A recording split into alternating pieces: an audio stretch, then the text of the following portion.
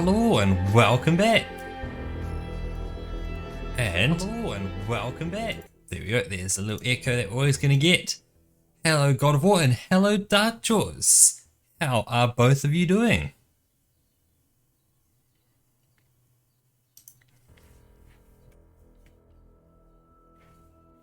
And with this stream, we are going to be continuing on with more Talos Principle 2. I am definitely feeling... There you go. So, oh yeah, I saw that you had get one more hospital visit. This one wasn't so big, was it? It was just a like a little smaller kind of bit of surgery, right?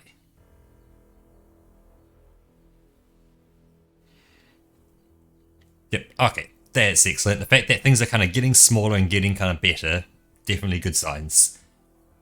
But yeah, feeling a lot like doing more of the bonus puzzles today for the Talos Principle. So let's flick on over and continue on. And we did get past halfway, so now 58% done. So we probably at this current rate, unless I just rushed for it. In this area, we have an especially weird problem. Something in one of the labs is going completely bananas and I can't shut it down because I'm not, well, you. Come find me when you're ready. Cool. What is it with the language libraries and bananas? Yeah, probably won't get it done this solo stream. So it'll have to be a wait until the next solo stream option comes up, which I think will be, as Roka said, it's about every 3 weeks Roka gets the day shift.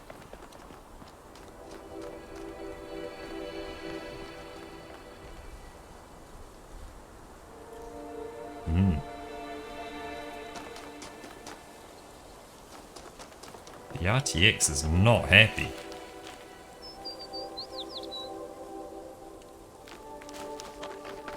Doesn't like that super fine mesh. When you're close up, it's okay because it's not so super fine anymore. I guess because it's all wiggling a small bit, it just doesn't quite know how to calculate it. So Mountaineer. It's on the side. I don't have access to anything. Do I have access?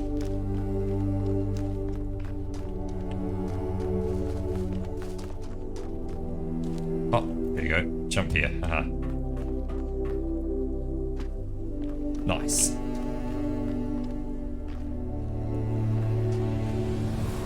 Okay. Jump here.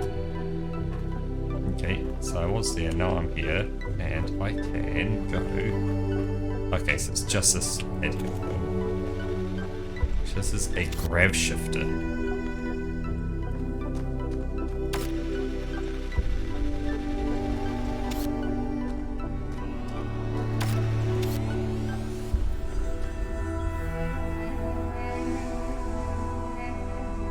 Hey, well, welcome in Carstadian, and I am absolutely loving this.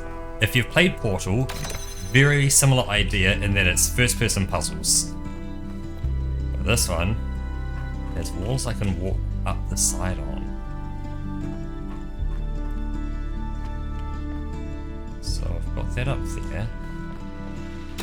Grav shifter. Oh, what does a grav shifter do when it's at home? Well, I need to connect that blue to that, probably from up there.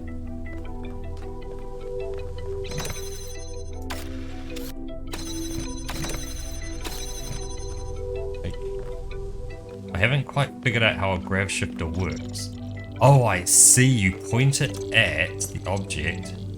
Aha, so I point it there and that's gonna gravity shift onto there.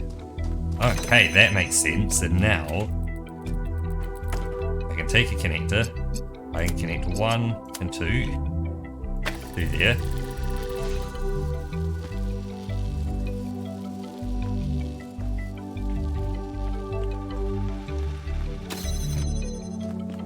I don't need this anymore. And push the button, solve the puzzle. Actually, that's something I should do for Roka and I. Get like Santa hats or something like that for us. Creation is a kind of melody. Maybe that's why we respond to music the way we do.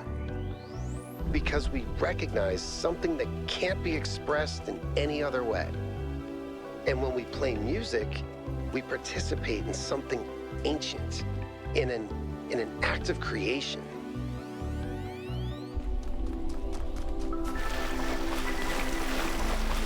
Let's separate that one. Come on, out with it. What's the problem? I know you're very busy, but you need to pay more attention to what's happening. Everything's slowing down. People are losing track of the bigger picture. They're still traumatized thank you, by Cassidy. New Alexandria. It's more than that. When I organized the last expedition, I had real trouble finding volunteers. There's no enthusiasm for the outside world anymore. They want to look away from history, pretend there's no past and no future. I'm really worried, Athena. Okay. I promise I'll look into it as soon as I'm done with this.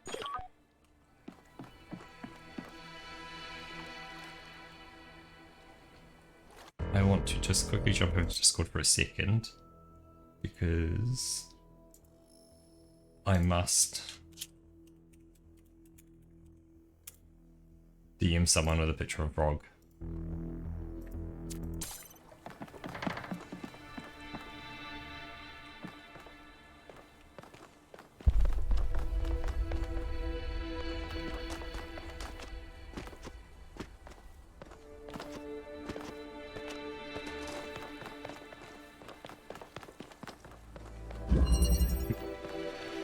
So I've got my grab shifter.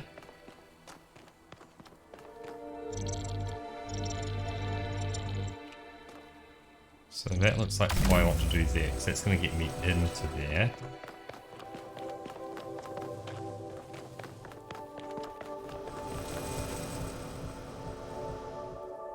Yep. Zip, zippity zoop onto here. Where do I want to go from here? Nothing up there. Let's disengage down to here. Got connector. I need to place the connector right about there. Exactly what to do. We are going to zoop it onto there, and zoop me there, take a connector, we're going to connect 1, 2, place that,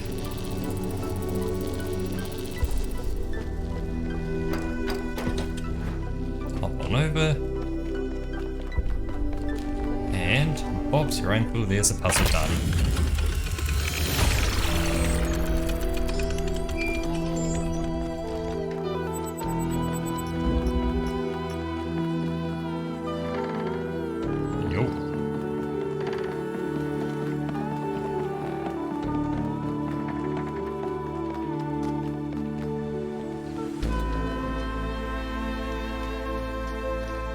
Before I jump into this puzzle, I just want to take time to say cheers to everyone.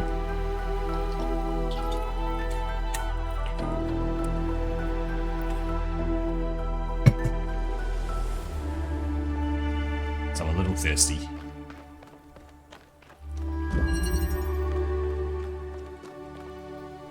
Oh, right. What was this? It was called Upward Migration. So inside we have a grab shifter. We have gravity wall there. Gravity walls there. Gravity walls here. We have a piece there as well.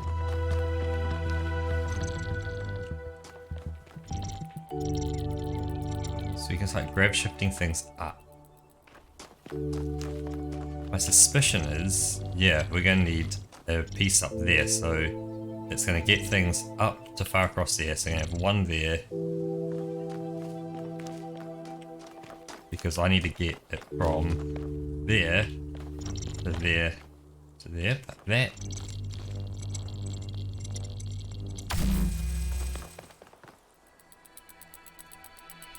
Ooh, yep.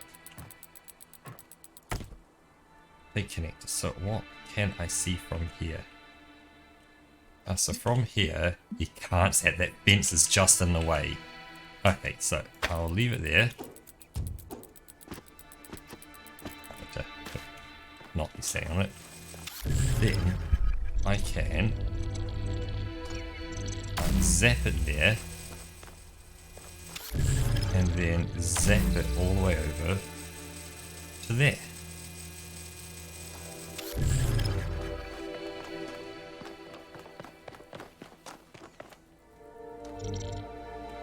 Oh, I see what I need to do, so...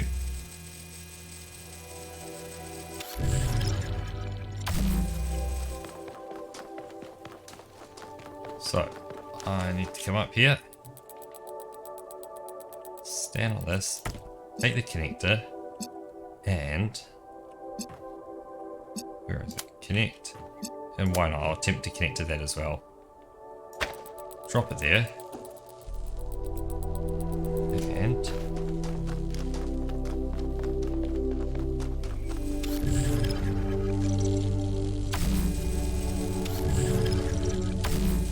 Grab shifter. Loops it over there.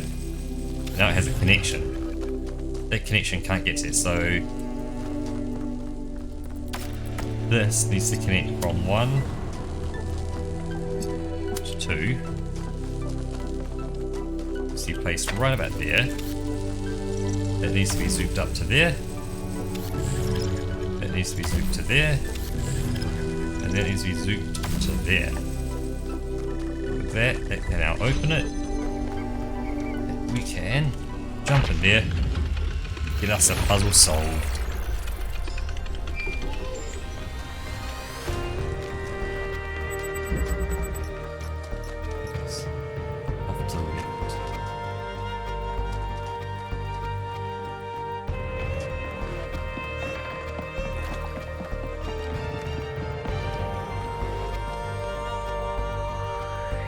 It's a fox. Hey, it's Roka.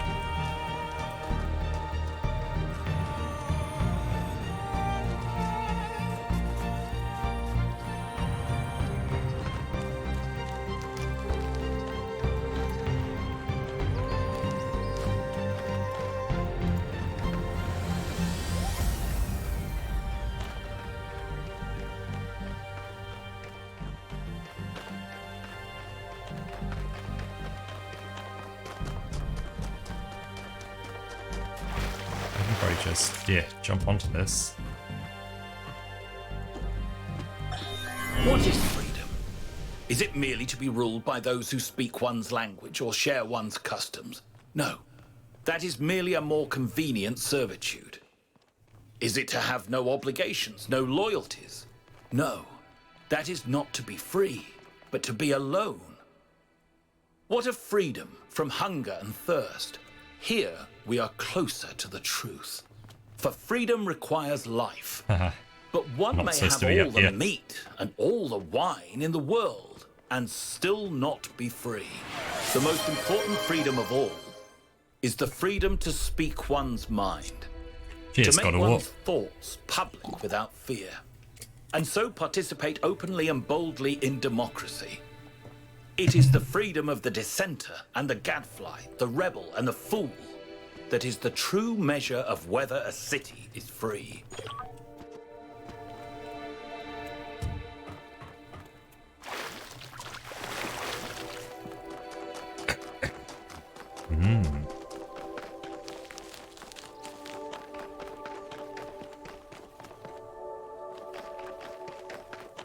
Very deep.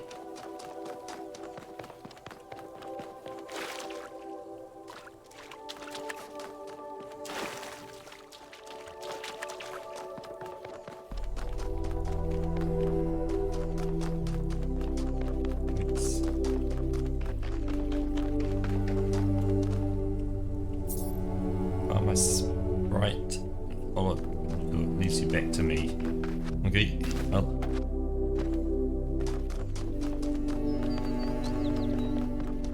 Keep on with the puzzles. Lateral thinking. So you can connect red to red. Okay. That's all we have here for now. Going through to the other side. I can.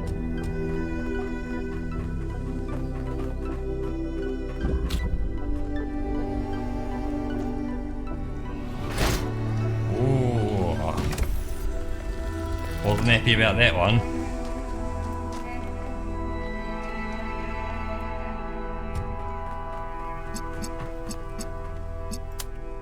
One and two. It gets me in here. But being in here is cool and all, but doesn't.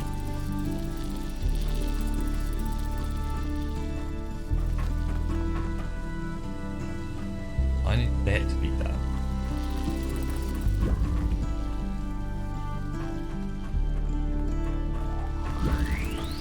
Something I'm missing. No.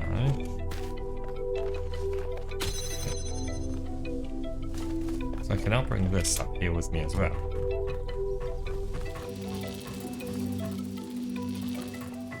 There isn't like a place to put the box or something, no.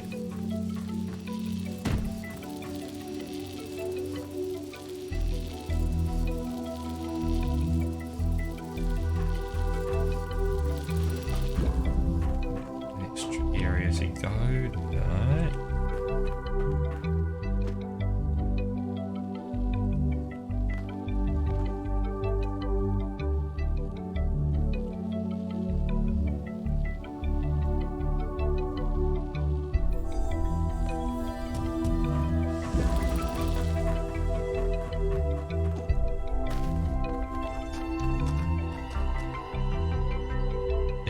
Into the area, but there's nothing in there, is there?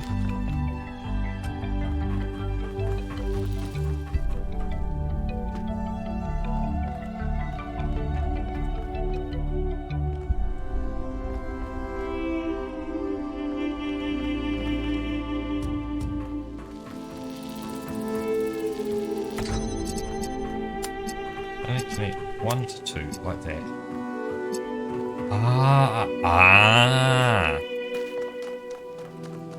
It's gonna be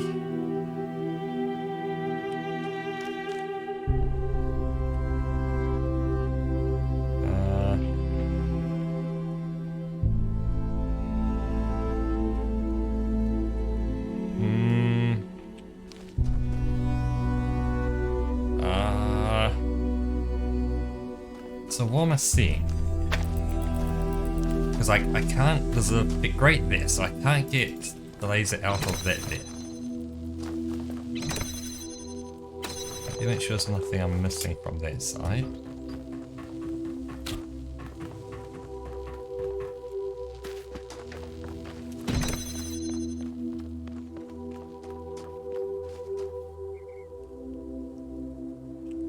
So we have a whole puzzle here. I've connected red to get me through. I then got the cube, and that's how I could get the item through. So I've got a cube and a laser. I need to get that blue laser to connect to that, and that'd be real simple, just running across there, straight into there. But there's that wall in the way there.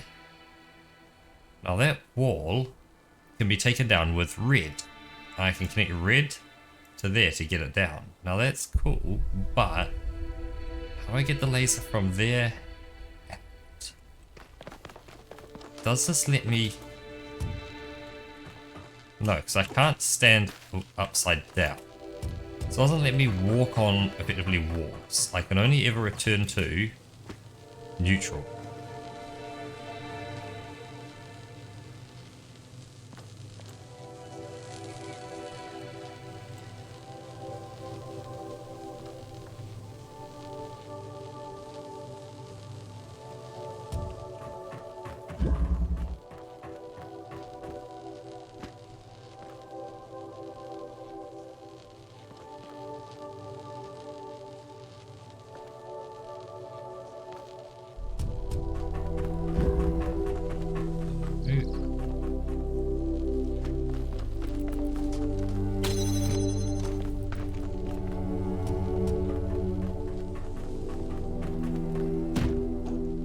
What?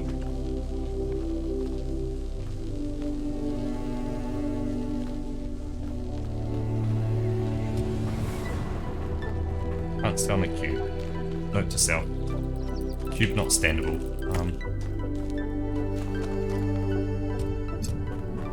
So I connect there. And there.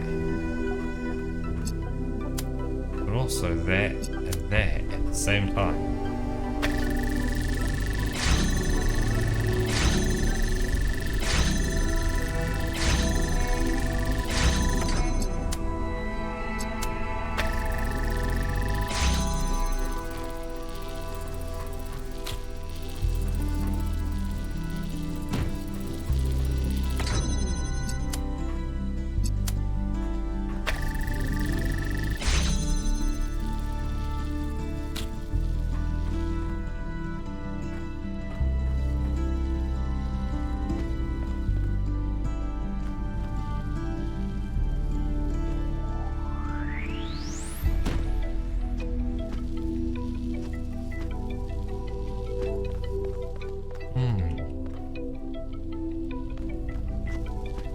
I'm a little bit lost.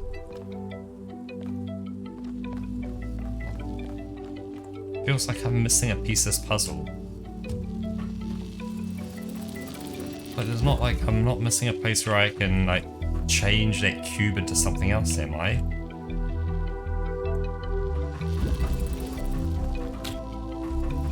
There's nothing.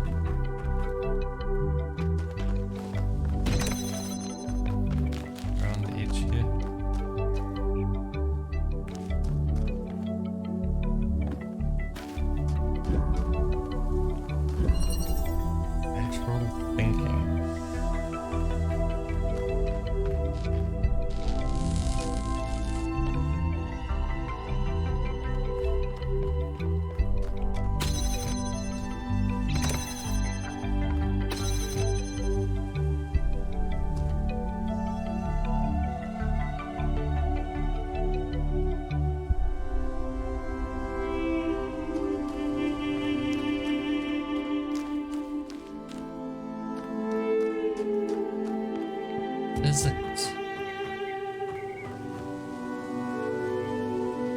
I have to get up to there.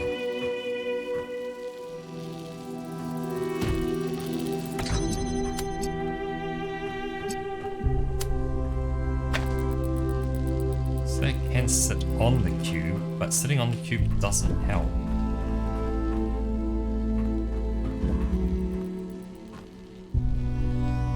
So it's nowhere near high enough to get over the fence.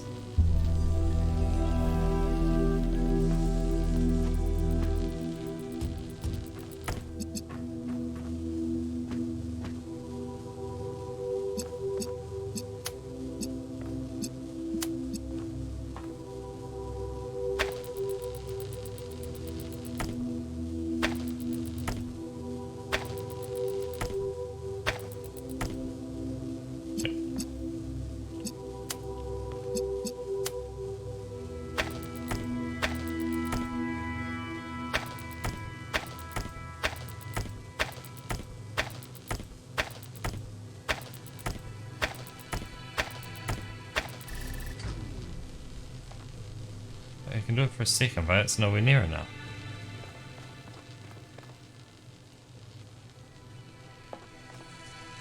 Oh, you can, this little outcrop here, you can see it. Aha!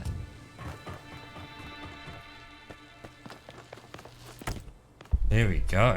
Okay, that is the solution. So you go one, jump onto there, we connect to there, we dump it right there. There, onto there, and so what does the cube do? Oh, the cube gets it through. Day one.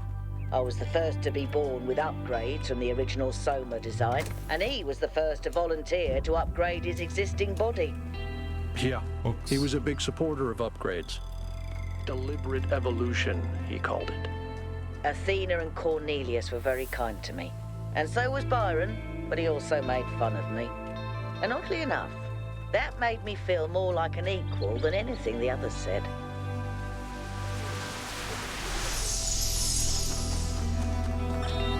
Today, for the first time, I synthesized life.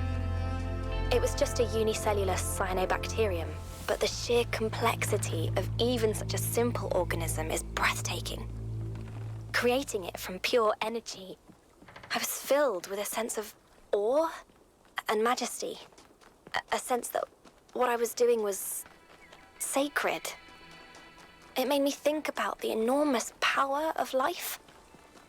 2.5 billion years ago, these simple beings terraformed the entire planet, creating the oxygen that underlies the Earth's incredible biodiversity, wiping out thousands of other species, but making the future possible.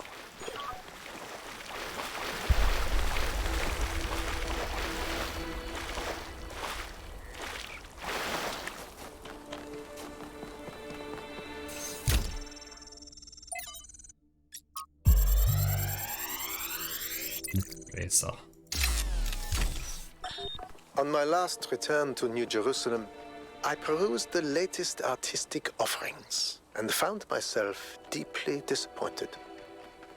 There is nothing more despicable to me than an artist who pursues the appearance of morality. Moral art is trash, garbage, not even good enough to be used as wallpaper. If art is a religion, then morality is for those who want to be seen in church. True art is for those who believe. Art must be ecstatic, a work of revelation, created in pursuit of the truth no matter where it leads. An artist must be an agent of chaos in times of order, and an agent of order in times of chaos.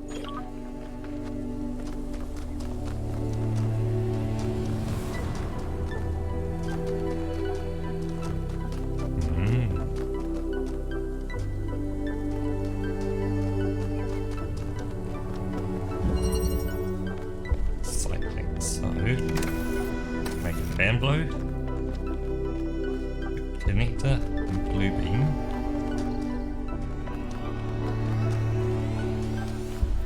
We have gravity well, so we can get a cube. Let's click the button. And we now have a gravity well.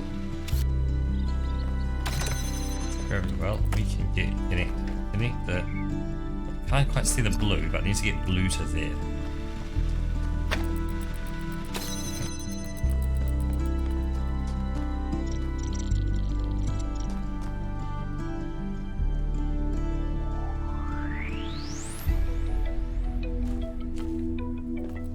I'm gonna put that there. Actually, no.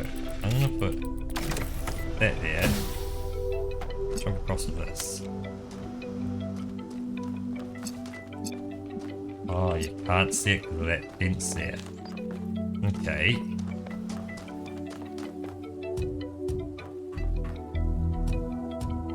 But can I see it from here? I can see it from here.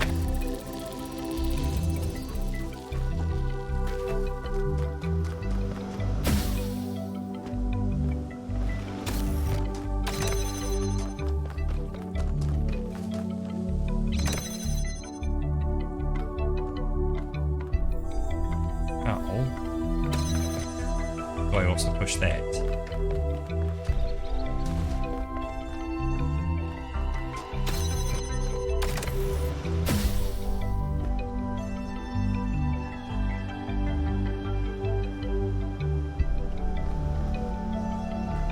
How do I get myself over as well?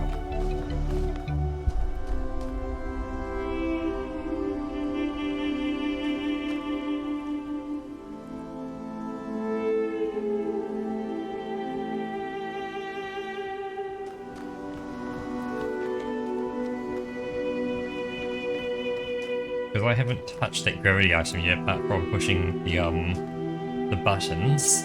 I have a feeling I need to, yeah, take the cube over. Yep, that's it. Okay, so I need to take the cube over. So to get the cube over, I need to, I'll keep the connections on this. Use this. So this will keep those connections. But we get the cube over now. Now, using my gravity shifter, I can now zoop it back on up there. Which now opens up that, and I have 2 items on this side, allowing me access to put my hand on the item, the little table. I hate solving puzzles myself, but watching you solve them is kind of fun. Thank you, mate.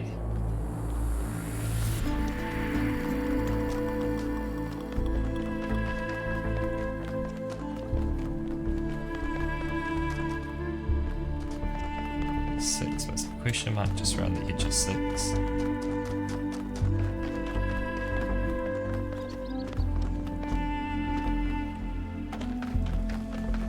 This one. Ah, there it is. This, I'll get that going. But let's try a harder puzzle. Stowaway. Ooh, so we've got a lot going on now. So we have a removable fan, the button that makes it blow. That fan will get items up to there. Yes, it'll put things up onto there. We can zap. I'm not aware of anything we can zap at the moment. But we also have connector. Ah, we could zap this. This is a zappable space. So allow one to get up there. So we can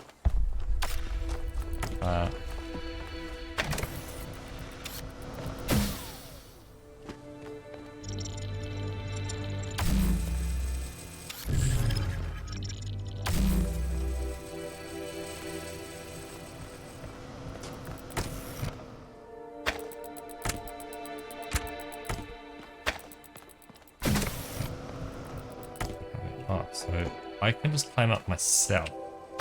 I have to drop the item first.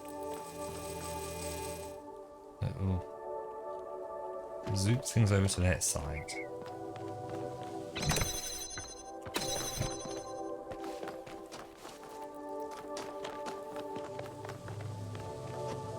Unlock that, then that.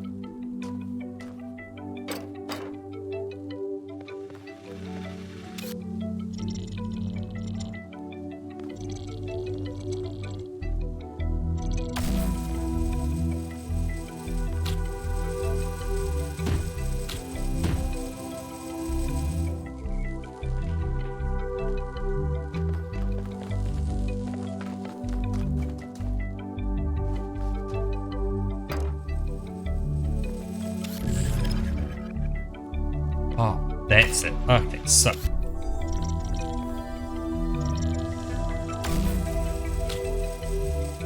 So get cube over here. And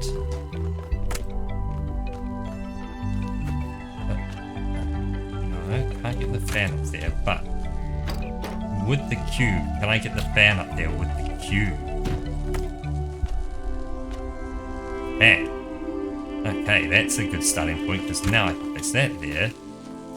Take a cube and how do I now get the cube up there? I don't.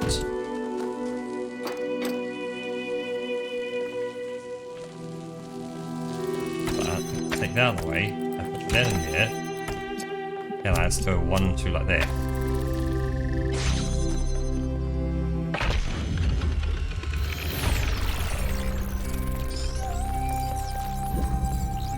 And there is a puzzle done.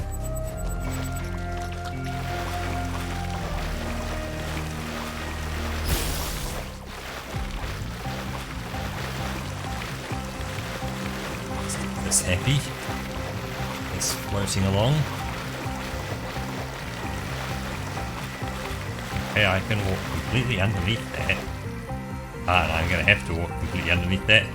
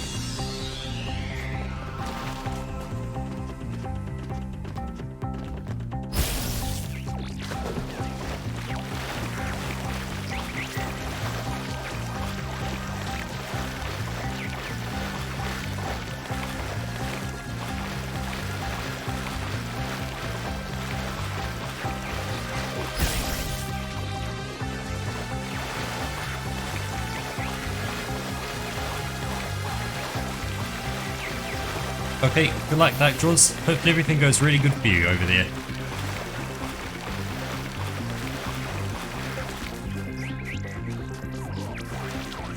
Oh, blue orb.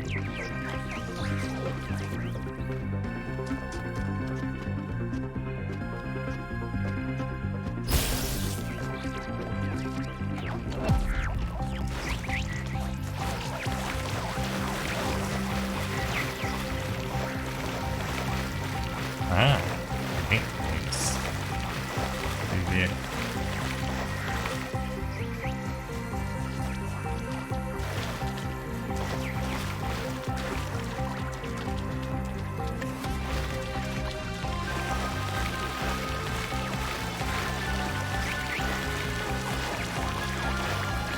That's puzzle number 2. Up here.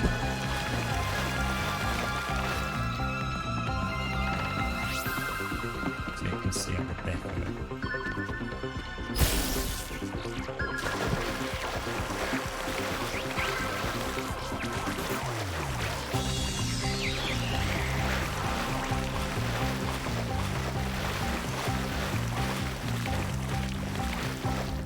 Oh, what the hell?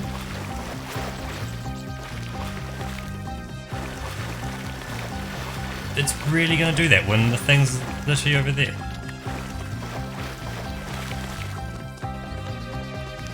How do I get up into here? I think that's pretty stinky.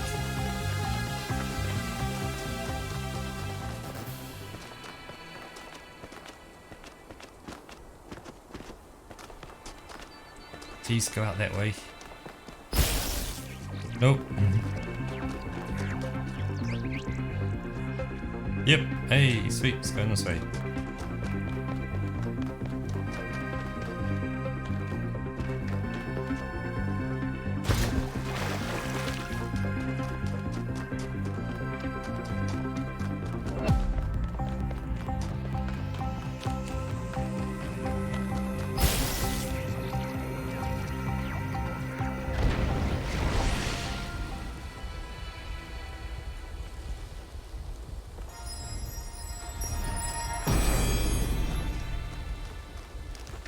Utopia is impossible, but the future that is possible will seem like a dream to those who are alive now.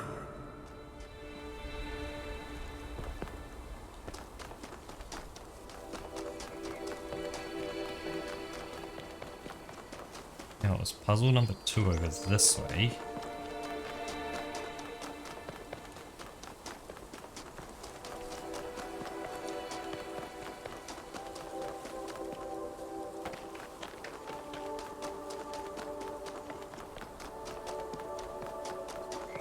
That had an interesting connecty bit.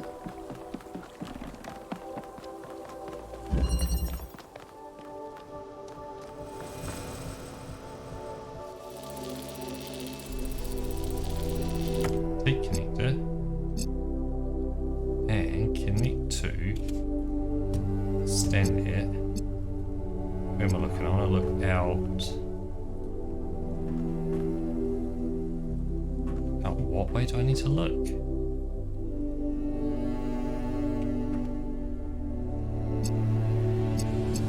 There it is. There.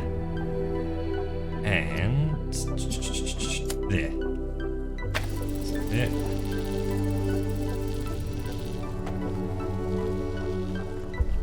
Okay, so now it's firing out that way.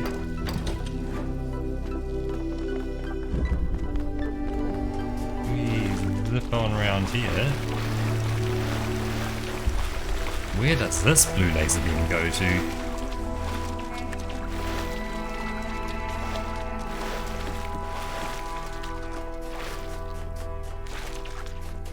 It zips on off to this puzzle here.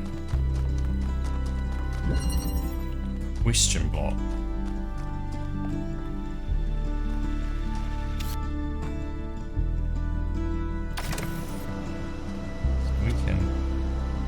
Fly up higher, up, and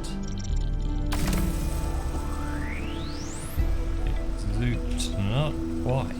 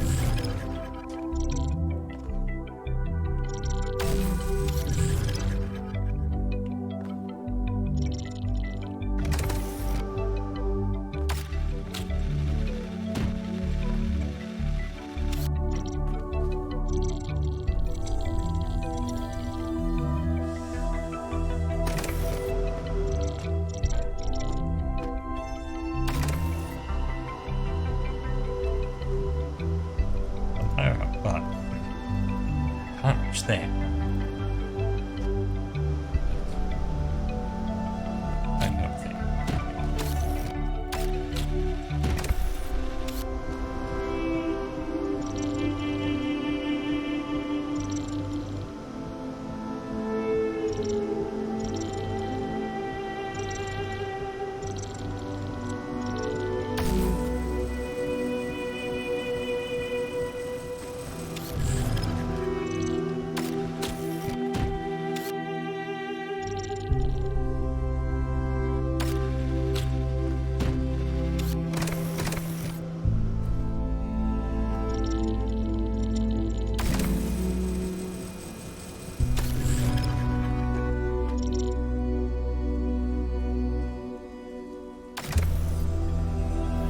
It's not.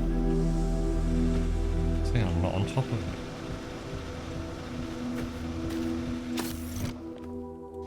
Oh, I see. I can just walk through here. Oh, I see. And I can push it from this side. So I can be on this side. Oh, I could have had the cube on the other side. See. So.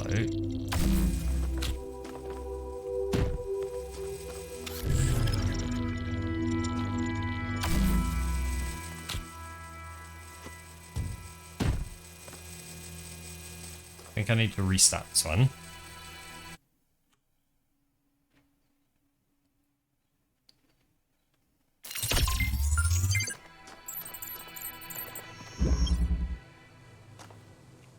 Okay, so I've got a cube up there.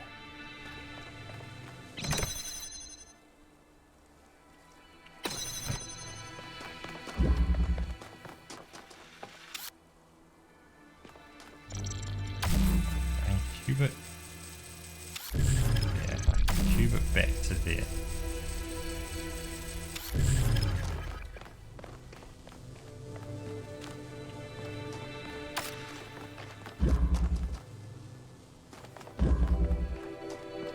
What is my end goal? What am I looking at getting to do? Because I've got some things like... Oh, I had blue going up to there. Okay.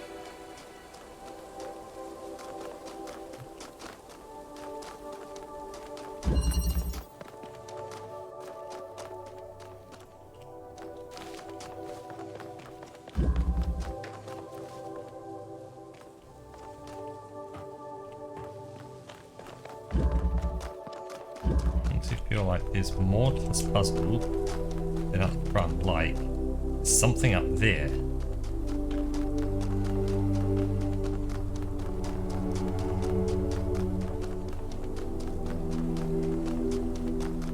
There's nothing around the outside here. But there's that up there. Can you from in here see? Can see that.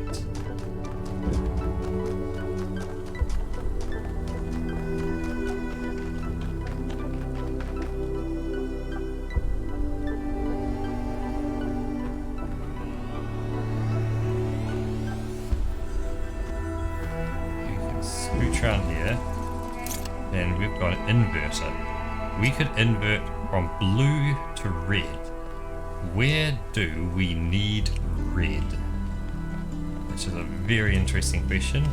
What can I see through here? I can't see much. What I can see is that.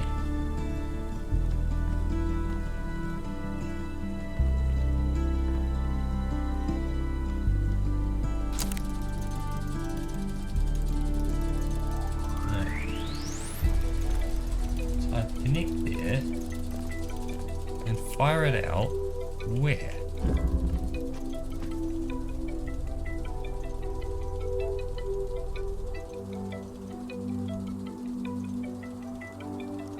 If I could take blue and make it red, what needs to be red?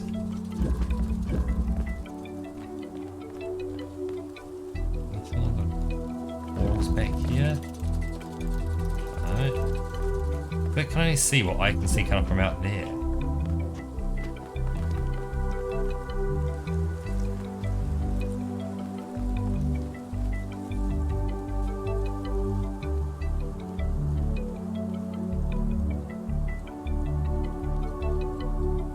Just head over there as well. See?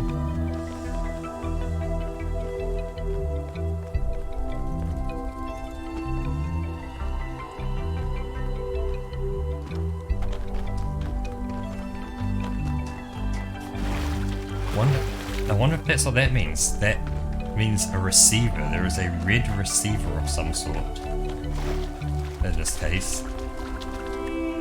There's a green receiver on that side. Aha, so there's a green receiver. So I've got blue to there. I've also got an inverter. That means that somewhere else up there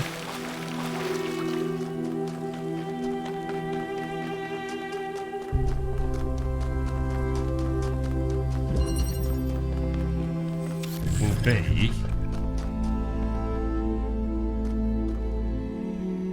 the other part. How do I see that?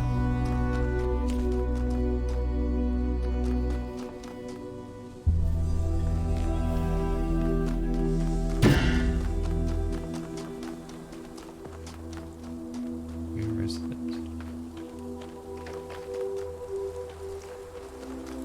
Oh, right there.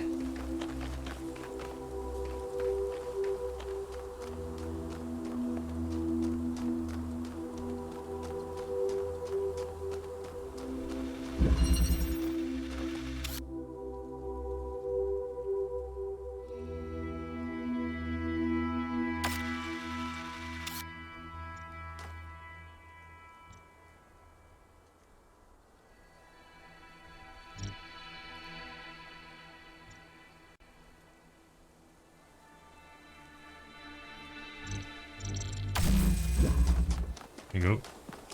A wee little dot to try and hit.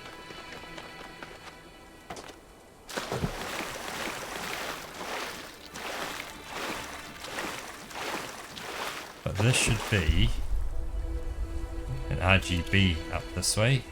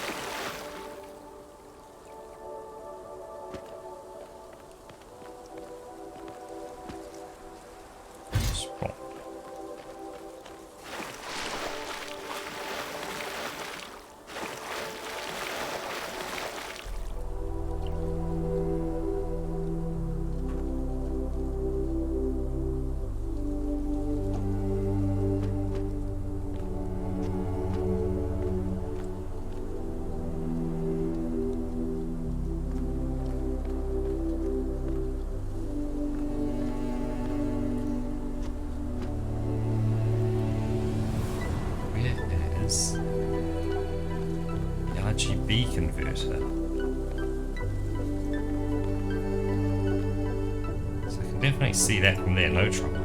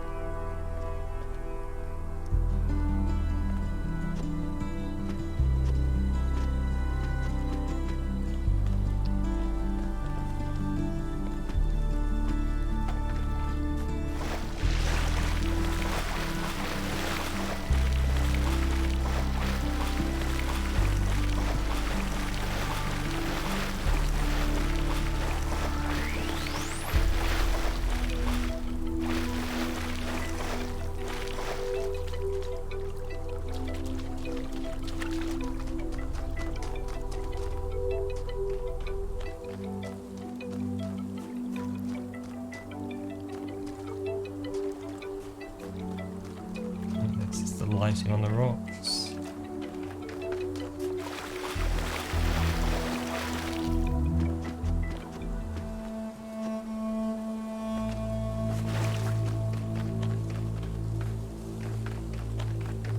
I think I was looking for a needle and a haystack. You're telling me there's an RGB converter up here somewhere? It's not like way up there, is it? It's not. No, it's not down here.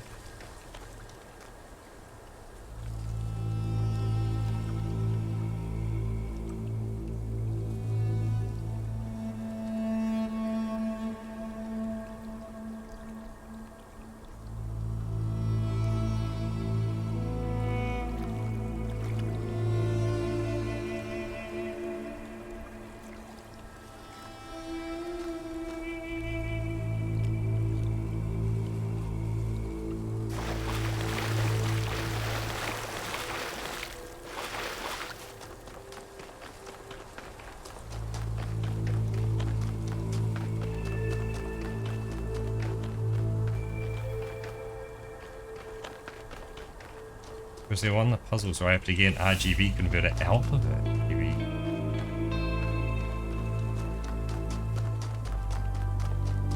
Oh, what's this back here? Maybe I see a structure, it's like a fan blowing out that way. Fan blowing that way. So, what can I do back here? Can I sneak up over here on the left?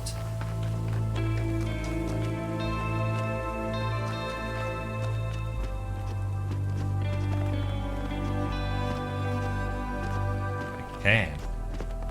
And so we get to here. Yeah. Oh.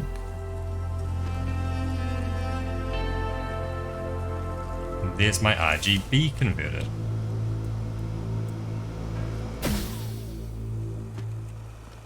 Haha.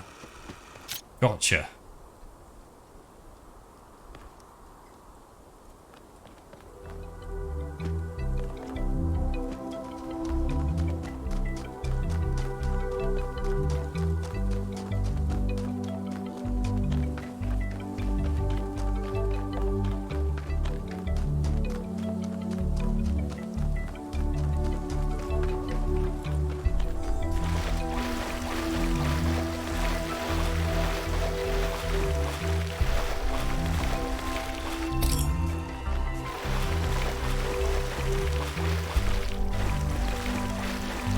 Down there for now. You might be able to do it from the ground. Save you having to go up that silly thing again.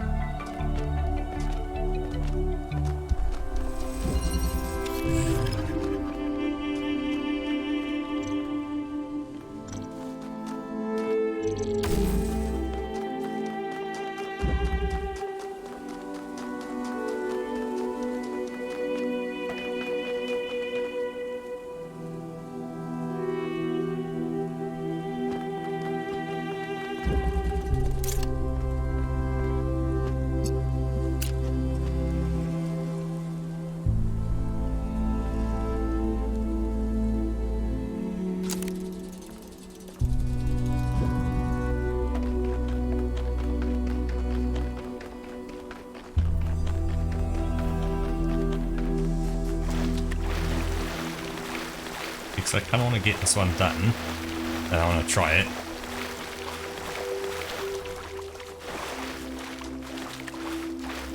Fox, hey, there goes the fox.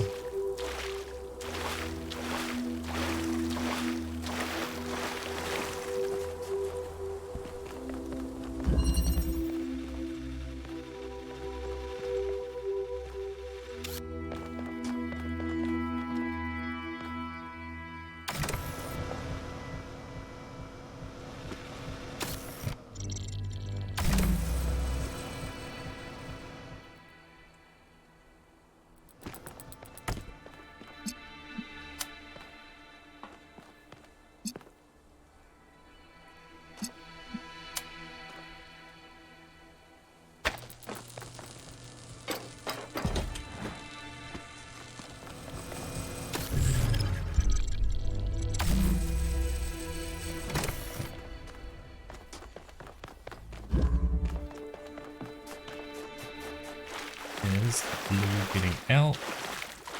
And now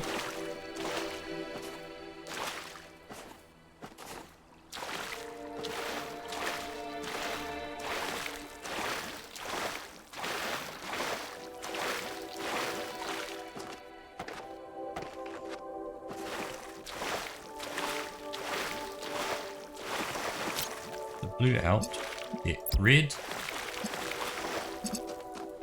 We get blue. We connect it to green.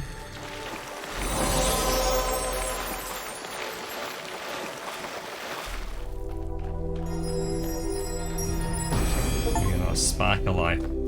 Solve one Pandora monument. When the first man picked up the first stone, he did not do so to forge a tool. He did so to smite his brother.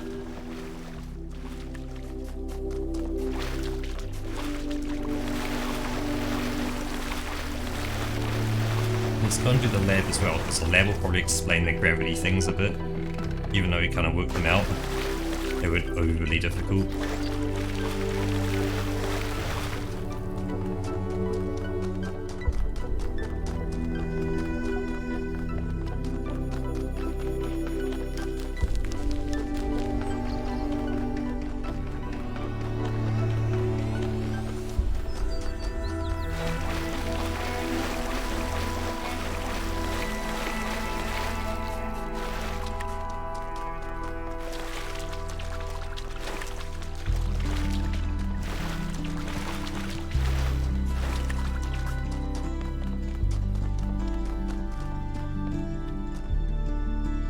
There you are.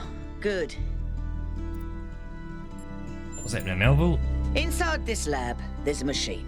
As usual, I have no idea what it is. Some sort of generator, if I had to guess. When Byron got stuck in the system, it went haywire. It's currently outputting enough energy to power all of New Jerusalem twice. As you can imagine, that's causing quite a bit of interference.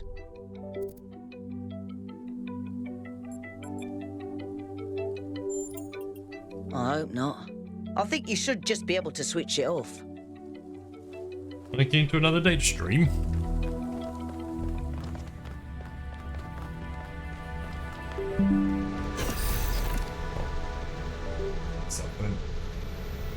Charge. There we go.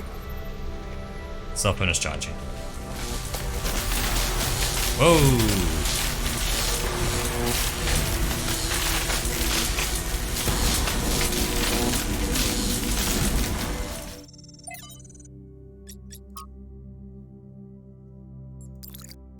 Emergency shutdown. Let's turn it off.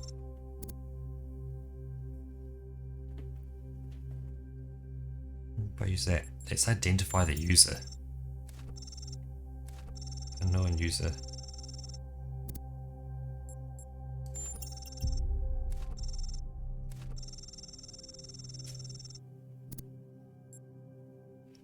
Different output string. Let's try it a third time.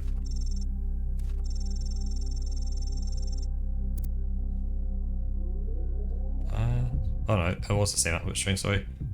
My bad, I read it wrong.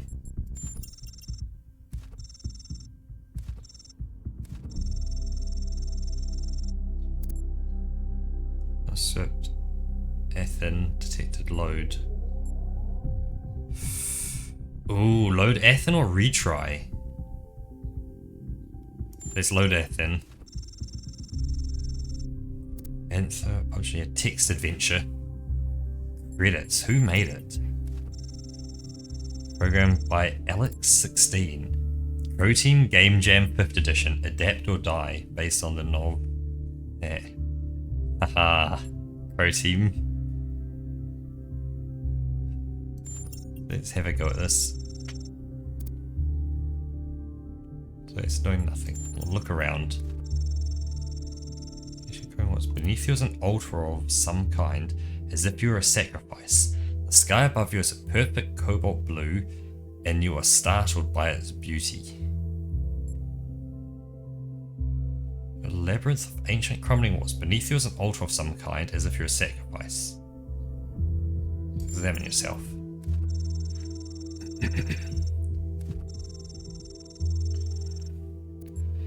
So you find that you are shaped like a human being and feel that your soul belongs to that storied people. You are made of bronze. You are a beautiful machine, crafted with loving care and imbued with the power to choose. You have gained knowledge the self. Cold wind blows through the ruins, and you know without knowing how that is that the wind from Kingdom of Artemis is a wind that brings with it whispers of mountains glimpsed across the stormy sea, deep frost, weathered in fog, the long forgotten cities of your ancestors. Ooh, so explore labyrinth. There's kind of beauty here, the beauty of decay. You must be careful not to imbibe too much of it. Suddenly an echoing voice speaks to you. Emergency shutdown settings, access denied. It intones error 1C155358.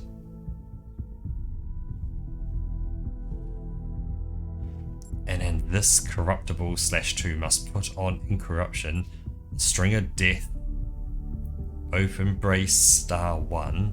It's in.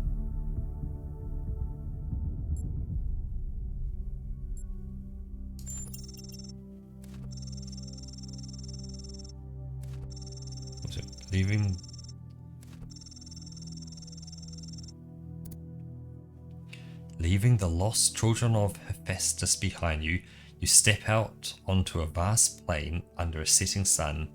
Night is falling now, and you can see lights of distant fires on the slopes of Olympus, but you are not ready to ascend.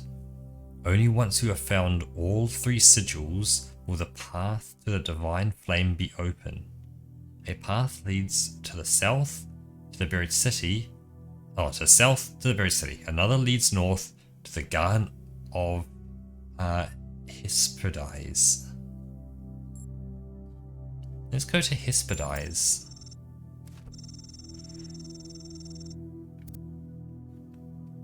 Journey is interrupted by a frightful burned figure standing alone in the sands of the desert.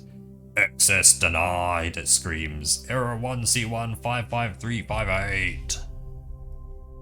We're gonna fight.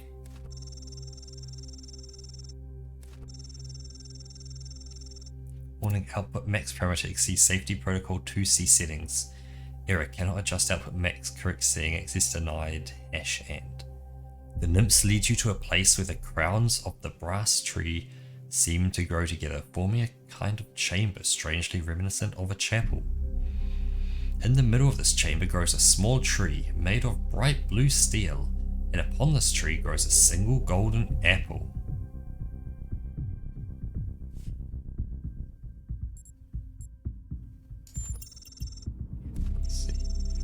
This apple, they say in unison, their eyes aglow, confers the gift of deathlessness and true wisdom. Many heroes, and not a few villains, have come to claim it, but all faltered in a final step.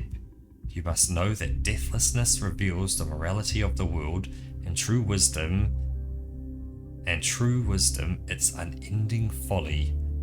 Who would take this burden upon themselves?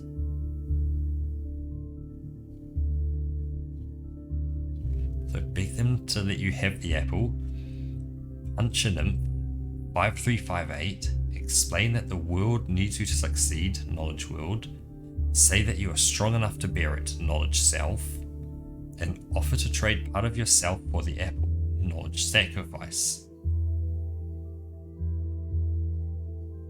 Well, I did gain knowledge of myself early on, so I do have self-knowledge. I'm going to say out that.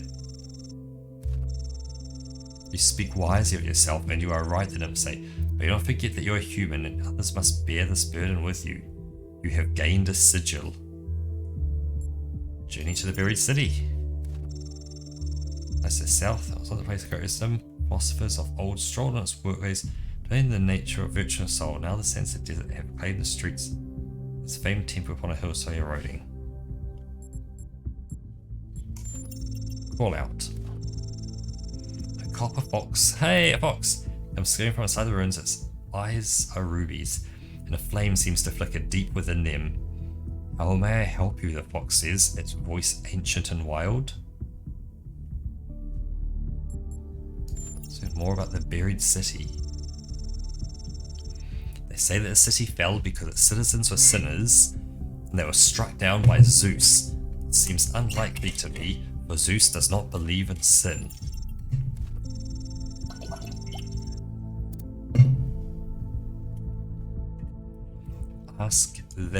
Ask for a sigil. The fox smiles, its alabaster teeth sharp and gleaming. You are supposed to earn the sigils. That nothing is really earned or deserved, knowledge world. You do not have this knowledge. Ah, so I didn't gain world knowledge. Your quest matters. It does, the fox says, but only because you choose to believe so. There is great power in that belief. Journey to Olympus. Suddenly the voice of the Sphinx. Her golden wings, her shadow cast. Initiate emergency shutdown. No, you must not do this, Pandora commands you. I have stopped you for a reason. If you complete your quest and ascend Olympus, everything will burn. Error. Point out that Pandora is destabilizing the whole system. Though the sigil's at Pandora. Error. Retry.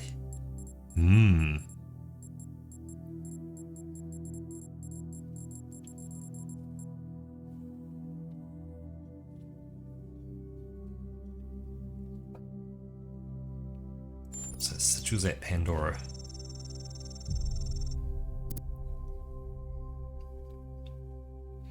This childishness will not help you succeed, Pandora says. She is right.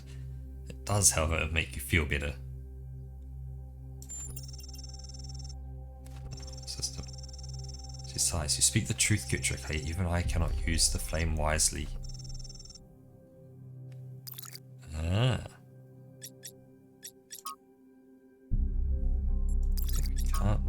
any of those. Can initiate automatic shutdowns. I'll run more. The flame is not yours to wield, creature of clay. Touch it, and you will burn.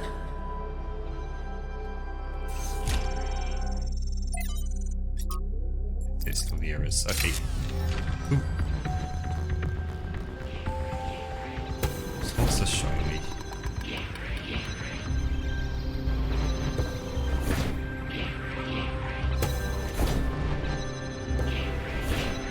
With two of them together, it turns off gates.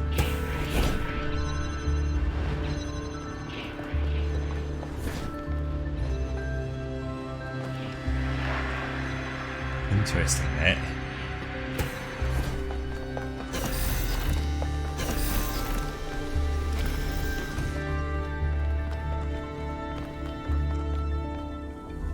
You know, dealing with this hyper-advanced technology is quite challenging enough without the place also being bloody haunted.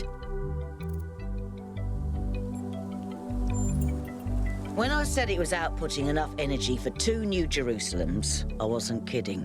It really was. And no emissions of any kind. I'd have to run more tests, but it seems like a perfect power source.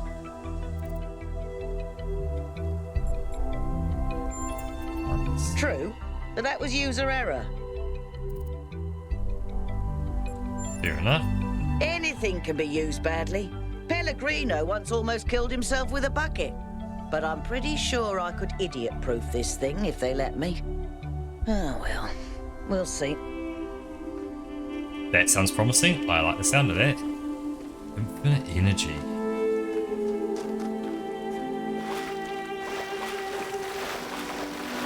That's more difficult puzzles. Let's continue on with the base puzzles. We'll keep going from here. So this is puzzle number 7. Puzzle number 7.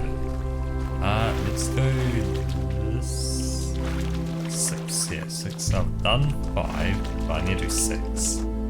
Yeah. Do these in order at least.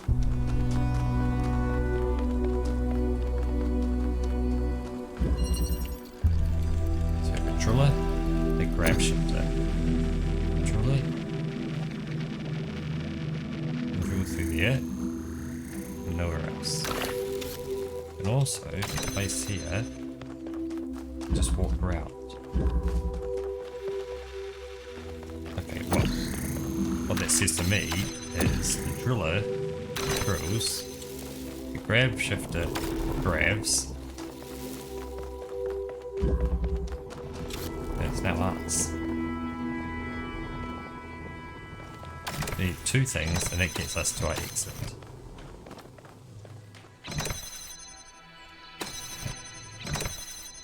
That undoes that. This side we have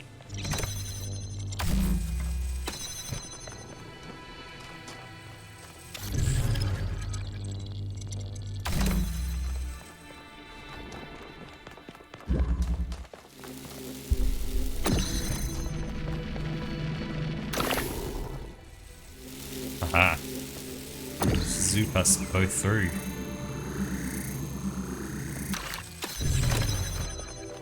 One, 2.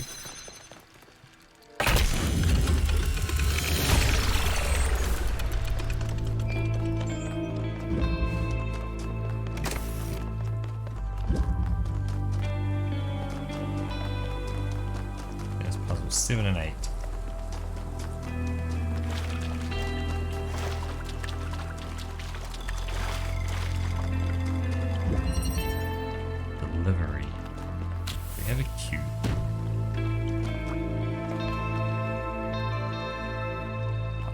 Inverter. So put it on. Fan goes. Fan also stops. Fan's gonna give me some height. Connector. We have an anti-grav.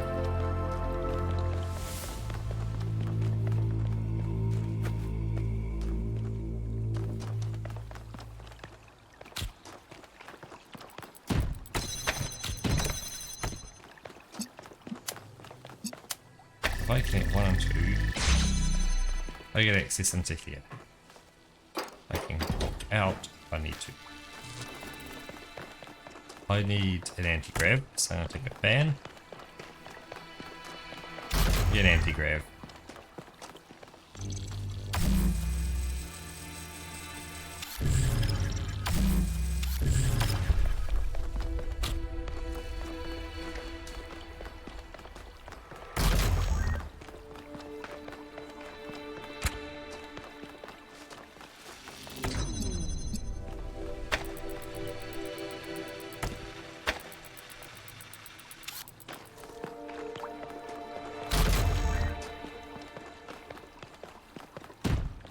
There, I need you to connect you to you. There. There.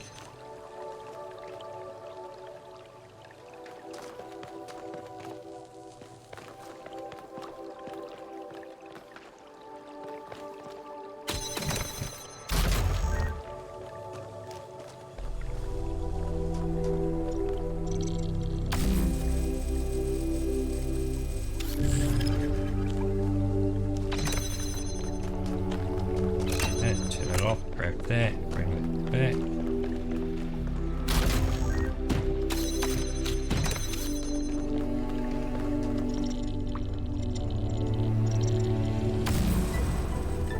Oh. That does both, and lets me in to push the button. Nice and easy-ish. I admire your persistence, 1K.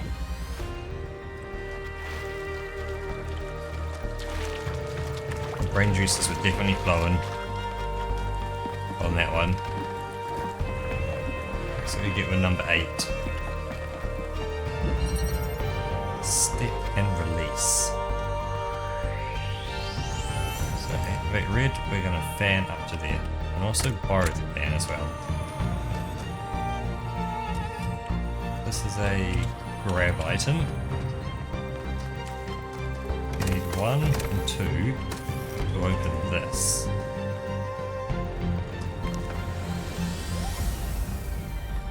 I only have 1 item at the moment. But if I get rid to there, I actually need to fight this. That's the final step. Let's swap the item out.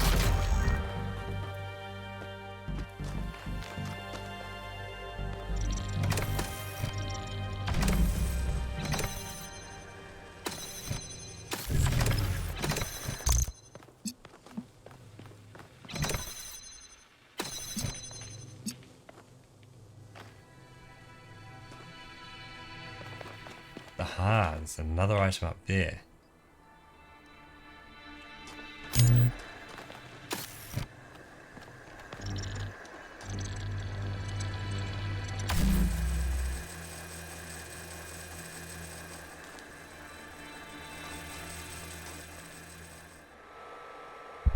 What can I swap with that?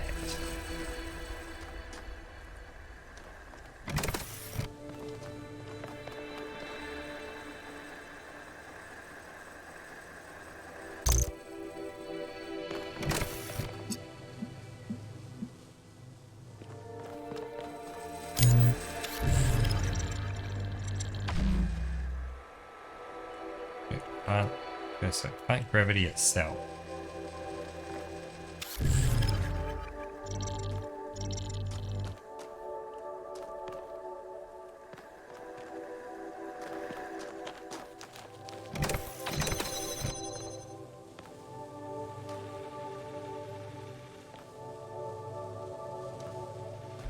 So plant gravity itself. Let's swap the items out.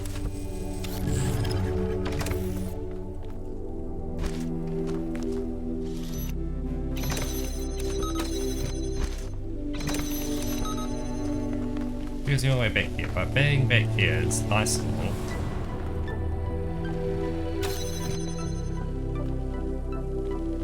Is that? Ah. But I need the accumulator.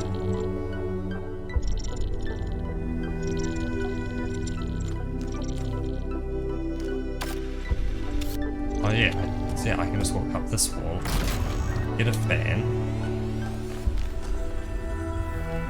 Actually,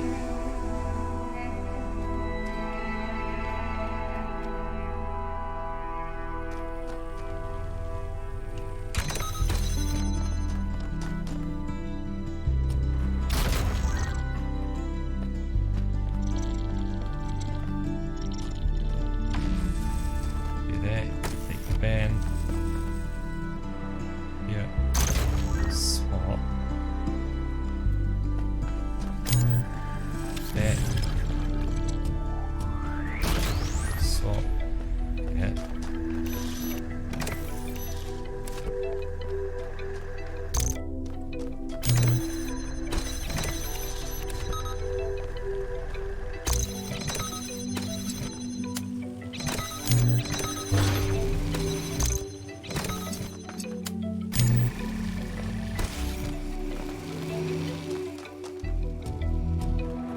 That's big. Okay.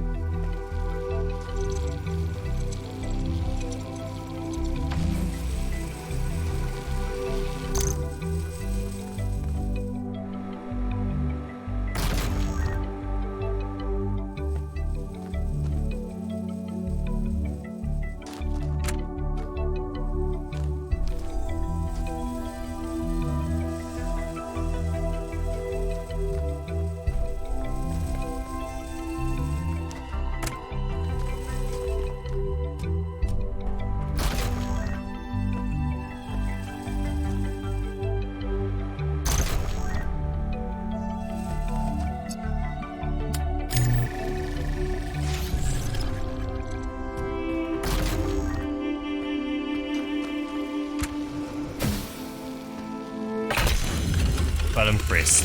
Nice.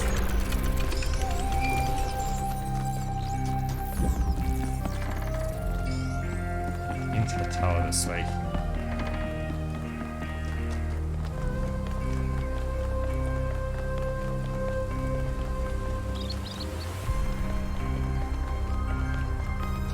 So it's puzzle 1, but we want to head here, up this way.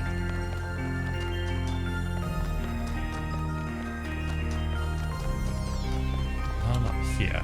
Just going to say cheers. Have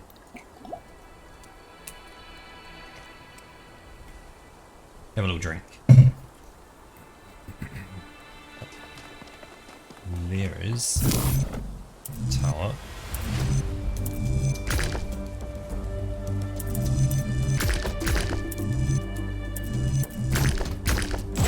It has to be there.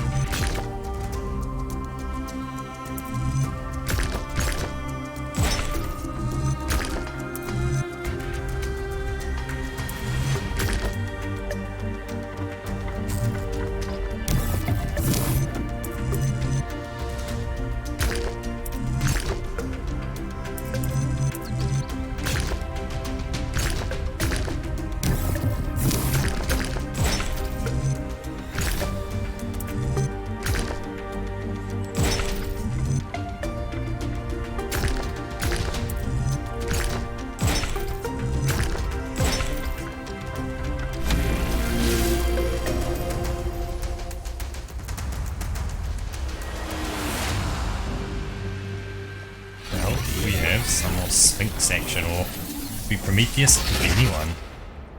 Oh? We get to walk around up here? Well, this is more.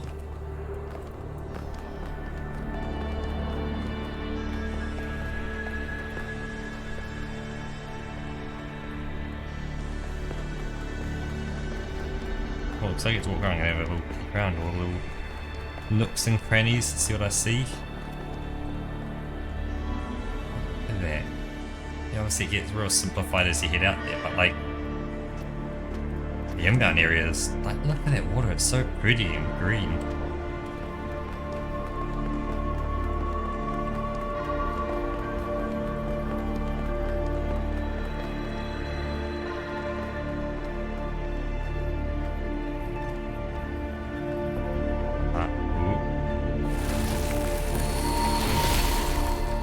The philosopher Straton of Stagira had little respect for the gods, and instead placed his faith in Prometheus. Driven by hubris, he asked questions that must not be asked, and revealed secrets that should have remained hidden. It is said that for these offenses, he was put to death by the people of his city. Can you see the folly of his actions?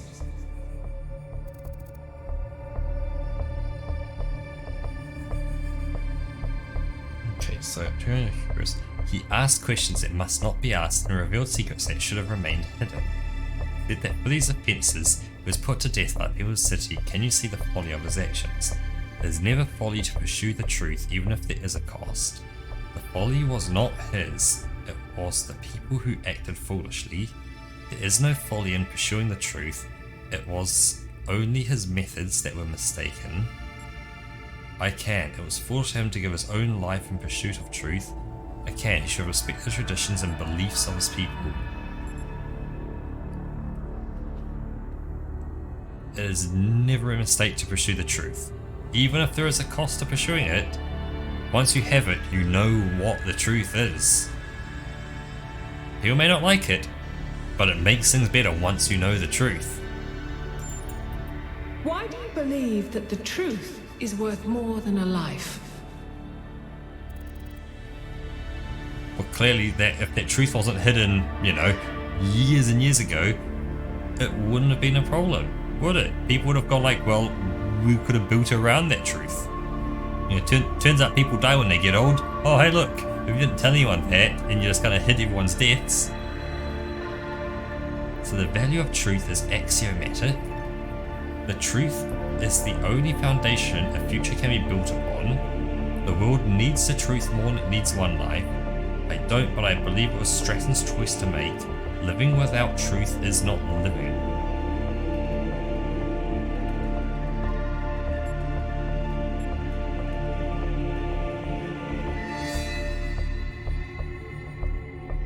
That's good. Let's start. Here we go.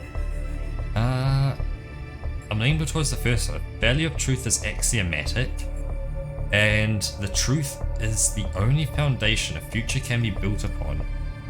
So if you build a future upon lies, eventually those lies will cause it to crumble down once they start to get revealed. You say this, and yet entire empires have been built on dreams, lies, and illusions. Yep, and look where they are now. And where are those empires now? And they would have been better built on a foundation of truth. You're right, we can't keep lying to the fear of it. Some dreams are truthful. They are ashes and dust. But do you truly believe that a world built on truth would fare differently?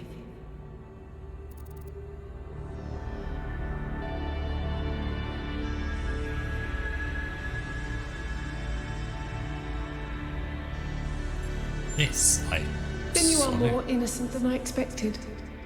But innocence will not protect you from the flame.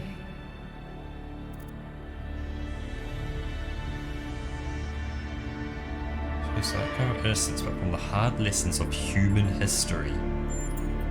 You have built something beautiful out of reason and memory.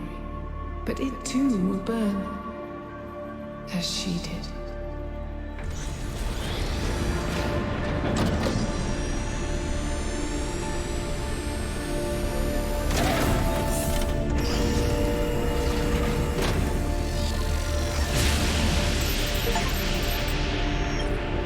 Surprisingly calm, given how aggressive Pandora has been elsewhere. I didn't think she'd even want to talk to you. I've toyed with the idea that the entities might be epiphenomenal in some way. Instead of causing the changes in the system, maybe they just respond to them.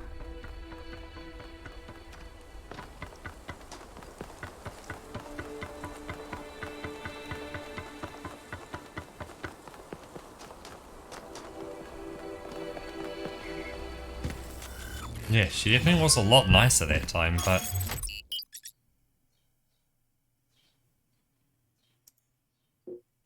yeah, I guess let's travel to South 3 and continue on with the puzzling. I remember when I was quite young, I was having trouble figuring out what I wanted to do. I wanted to see the outside world, but even back then, that wasn't really encouraged. I ran into Byron on Jameson Avenue, completely by accident, and I was too nervous to talk to him. I mean, he was one of the first companions. But he noticed me, and we started talking, and he was really encouraging. Introduced me to Garrus, and took me along on an expedition to the quarries in the mountains. Whatever flaws he may have, Byron cares about people. He changed my life. Yep. That's Byron in a nutshell.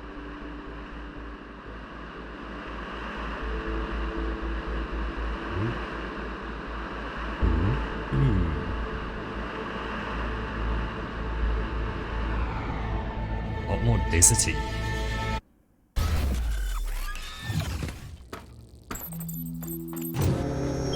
So, here it looks like there should be an anti-gravity elevator, but it's locked down. I'll need you to connect to the data stream again. I'm really sorry, 1K. I know it's a risk, but I think it'll be worth it. Let's check something quickly.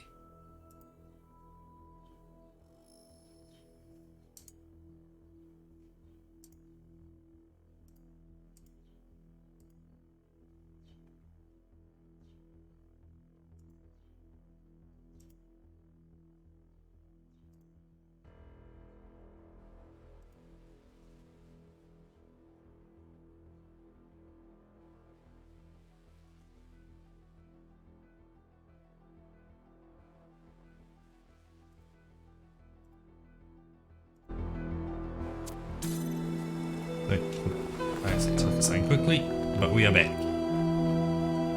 One's off to the right, please. Have you seen Miranda's design for a transport system that would connect all the labs to the machine? It's amazing, isn't it? I think she's really excited about showing this place to people one day. She also kept asking me about what kind of monuments we could build, you know, to really transform the landscape, show the possibilities. But her capsules only fit one person. It's just the first iteration. Give her some time. She'll figure it out. Remember how many mistakes we made in the beginning, even with all the blueprints we had? But that's not my point. It just worries me that she lacks context. Her imagination is incredible, but it's still limited by what she hasn't experienced. Would it have been better if she'd been raised in New Jerusalem? If her mind was limited by self-hate and decay? If all she could imagine was sitting around ignoring the universe in favor of self-righteous solipsism? No, but I don't know.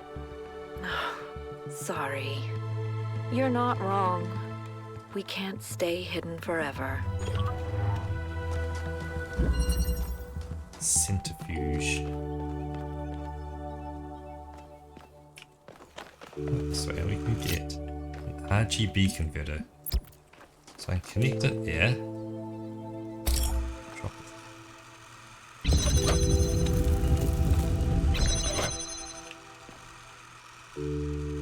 Gets us here. I see, so that'll... That's around there.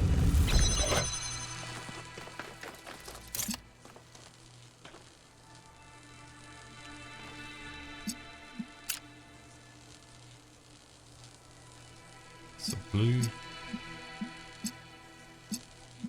Oh no, so actually... so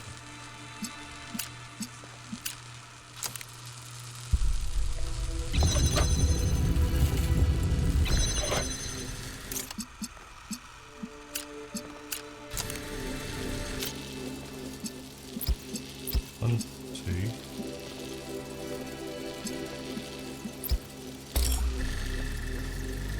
Okay, we need to get that to there, to there, to there. I like that puzzle. That puzzle's a good one.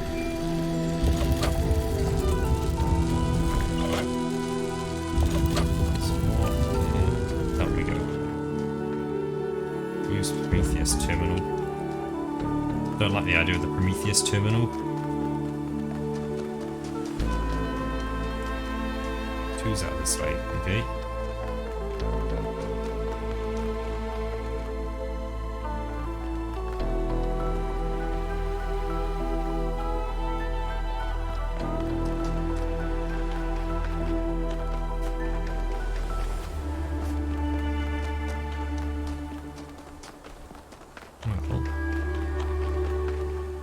Just keep going that way for 2, but I've got a path this way up to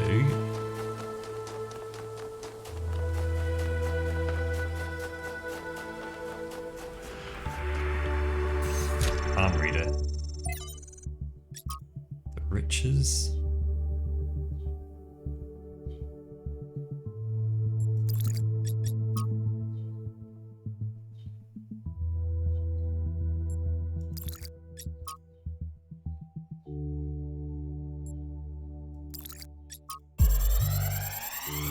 $5358. Interesting. This one seems to be corrupted. It's almost like something tried to delete it as you were downloading it. Pandora, maybe. I don't like sand. It's coarse and rough and irritating, and it gets in my ball bearings. So if I keep hitting out here.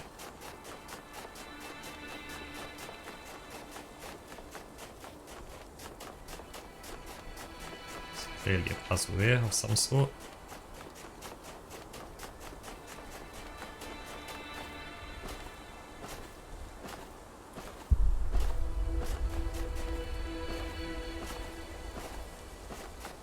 So we're gonna go like, hey yo. You think this needs safe zone? Oops. Okay, so it kind of slowly kind of corrupts you.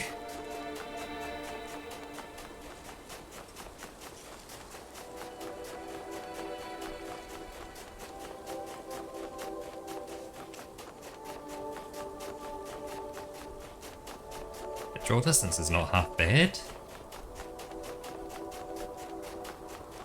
Obviously, you know, more would be awesome, but like, that's not too bad. Obviously, kind of almost not quite harshly cuts off, but you know, see small rocks disappear, and then it's sand. I see. This is the entrance to the puzzle. Okay, on the back side of it.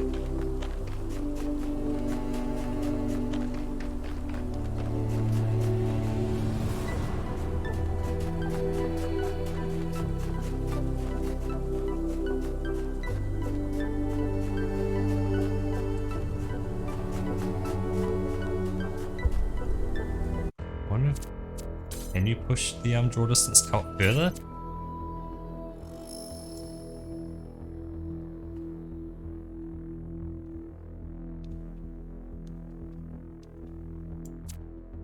Ah, so you can push it way out. And more detailed as well. Wow, okay.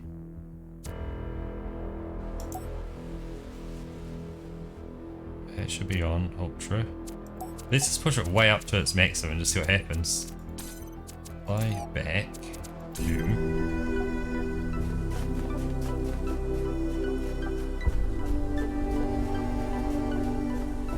Yeah, it's kind of crazy when that starts spelling things.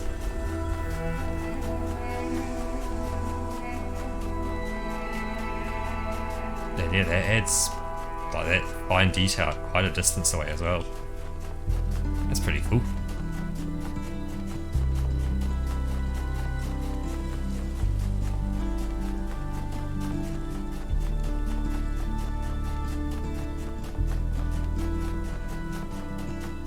Still seems to be running okay, which is nice. Gee, let's just do a really quick settings. In-game FPS counter, top left. Just gonna go, it's running 54, so if I look out, 60. And then across there, 58, 60. Yeah, seems pretty solid. Just need a second to kind of warm up and now it's good. She's remarkable, isn't she? She sees so much beauty in everything. She is, you're right. But I'm not sure she doesn't see too much beauty. Is it wrong to be delighted by the perfection of the universe? To look at what surrounds us and experience awe instead of just fear? No, but to call it perfection implies a kind of moral value that it doesn't have. The universe is cold, Athena. It doesn't care about us or about life or civilization. It fundamentally cannot care. But Miranda seems to think it's almost benevolent, purposeful. You're right. But have you considered that maybe she sees something we can't see? A step ahead? You know, Cornelius, if we succeed, the next generation will not be like us. They might see the world in ways we never could have imagined. Maybe she's the first sign of that. I hope so. I really do, Athena. You know that I love her, and I am perpetually amazed that this being we created that came solely from our minds is so profoundly different and unique. That does strike me as a kind of miracle. But it's also a huge responsibility, and I worry about our choices.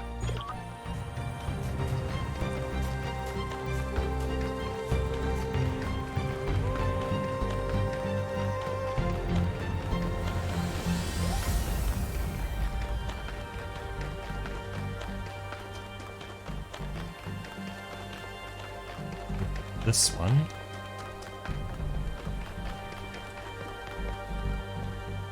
How do I get down there?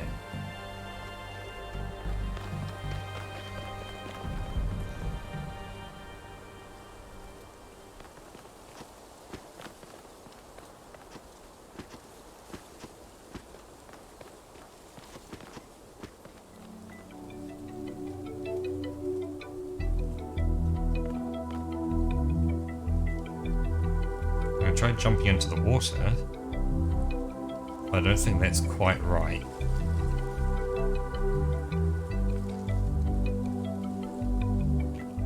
Let's try. I guess it's this lady here. Ooh, big picture there.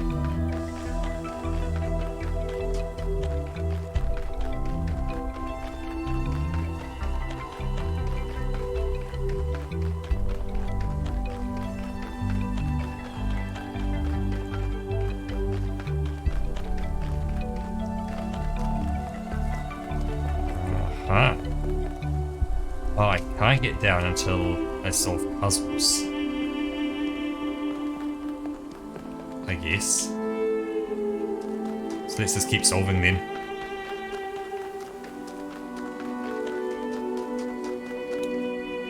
Who's over this way?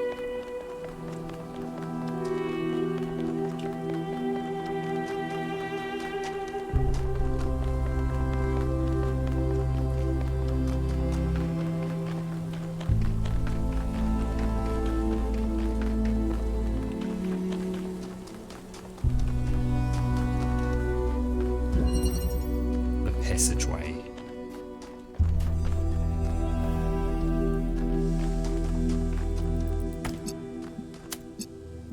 Blue to blue. Let's be in here. In here, I have a red. So I'm going to rotate this platform around.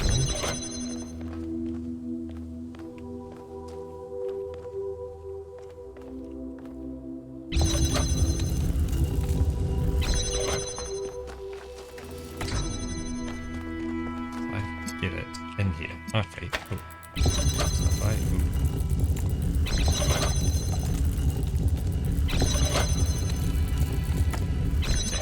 And connect 1 and 2. Get another one.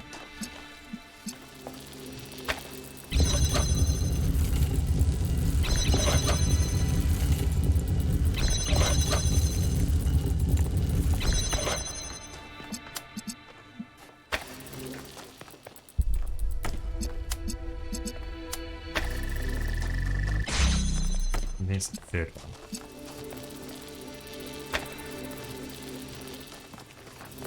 Now, I want to get blue to there. So, everything's in here. Hit that button.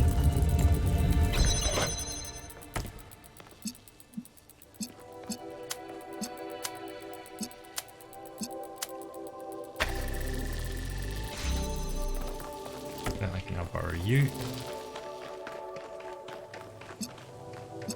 We need red down to here. Okay. Well, I need to get red to there. Oh. Red to there.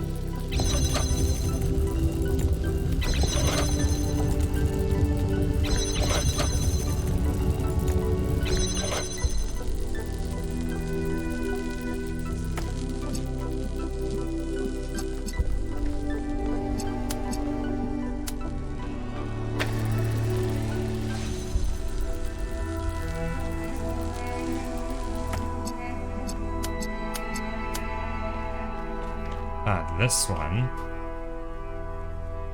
stays off the platform.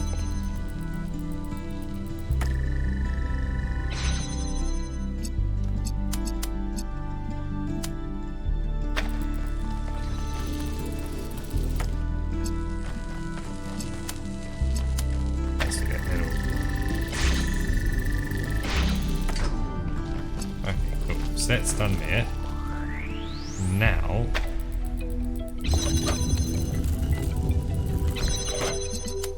one and two, and I spotted the lab with the drone, sending you the coordinates.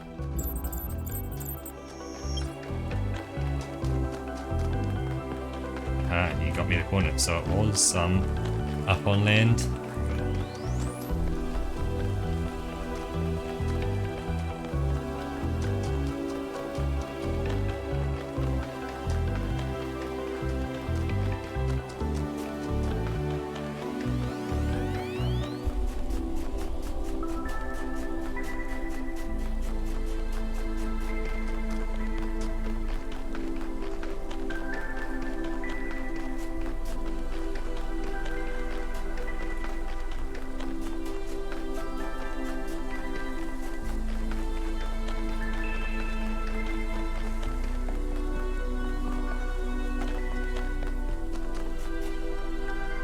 There are entirely too many strange things going on around here.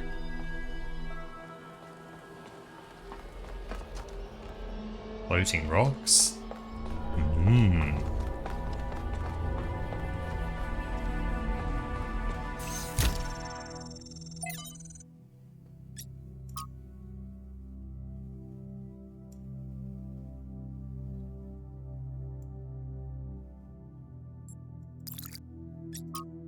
Faith, there it is.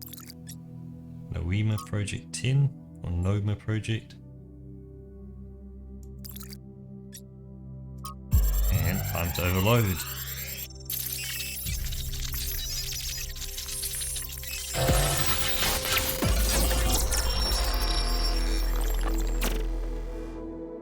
It's over.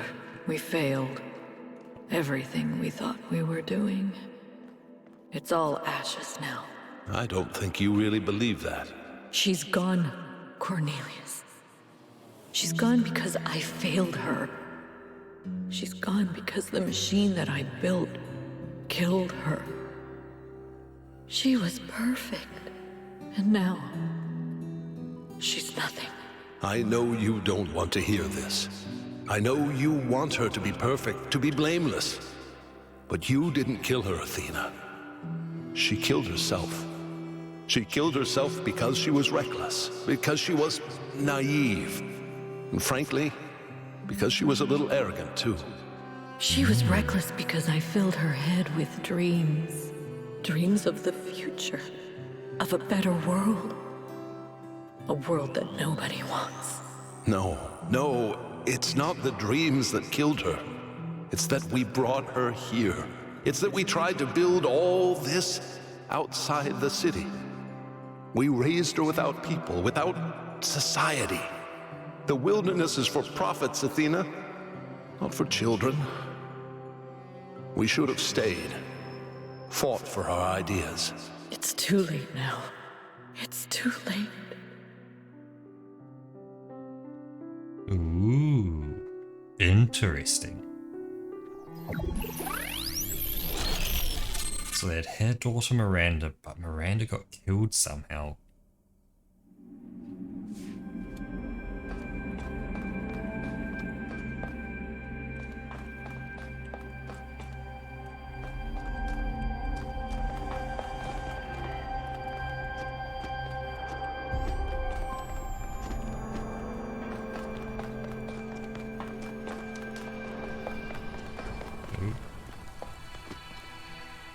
Do you want to talk about? They lost their daughter. Right here in this ruin, Cornelius and Athena lost their daughter. Miranda's dead. So even the founder doesn't have perfect control over this technology. Even the founder makes mistakes. Byron was right in a way. We turned the founder into something she never was. She was never perfect. She was never infallible. No one is. Exactly. Listen, I understand why you and Byron see so much hope in this technology. You want us to be better, to grow. But what if it all goes wrong? If even the founder couldn't get it right, what hope do we have?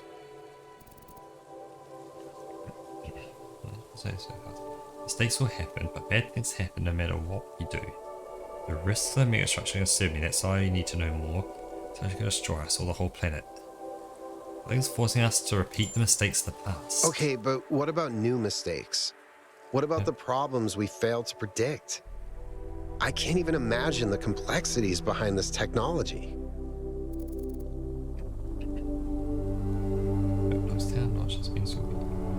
Different set problems. If we truly understand the megastructure, we'll avoid making mistakes.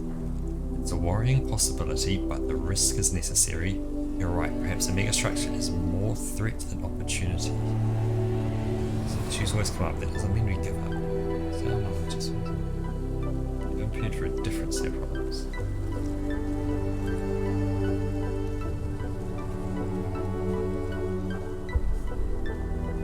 Issues always come up, doesn't mean we give up.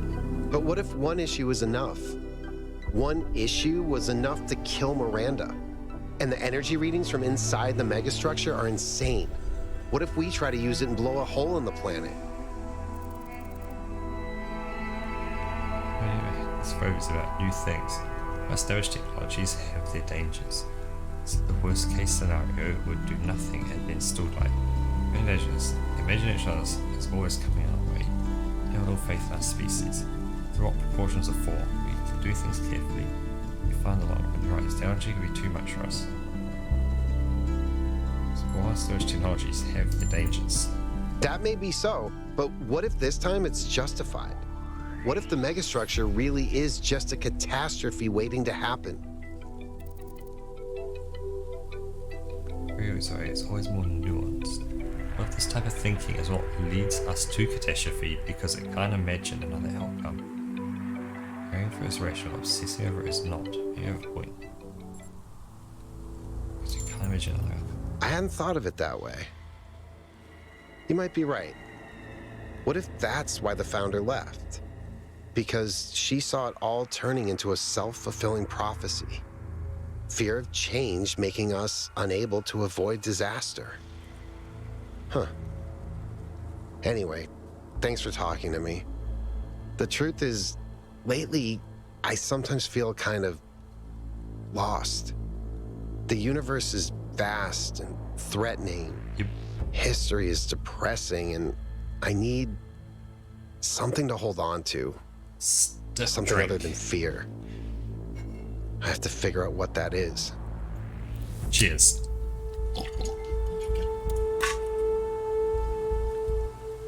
You're indeed welcome.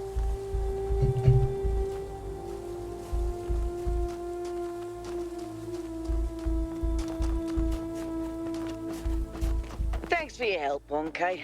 The elevator should be working now. And Yakut, I'm sorry about Miranda. I know you're looking forward to meeting her.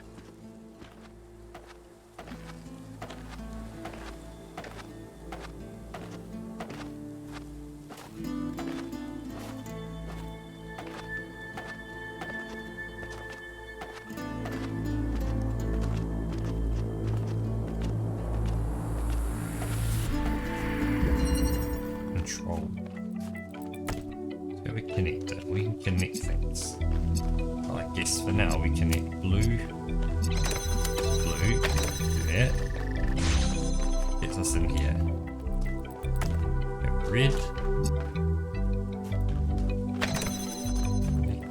okay.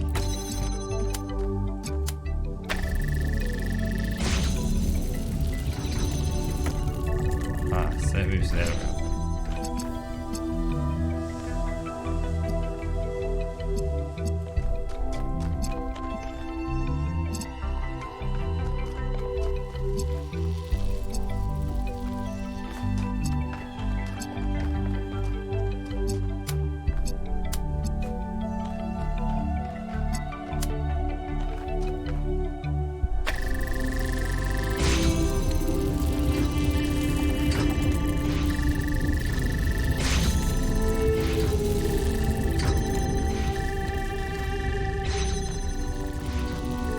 Okay, so I now gain this.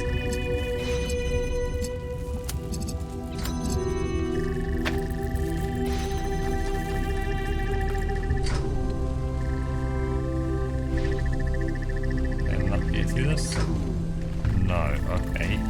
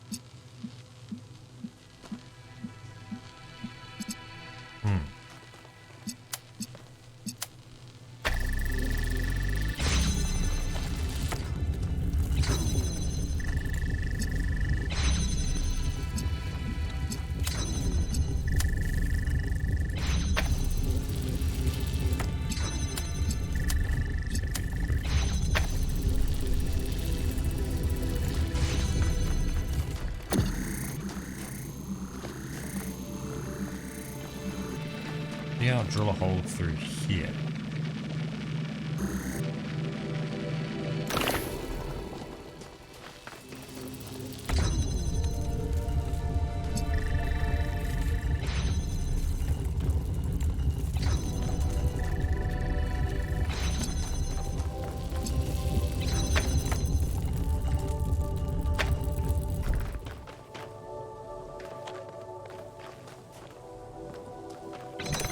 Stay on that button and blue through there.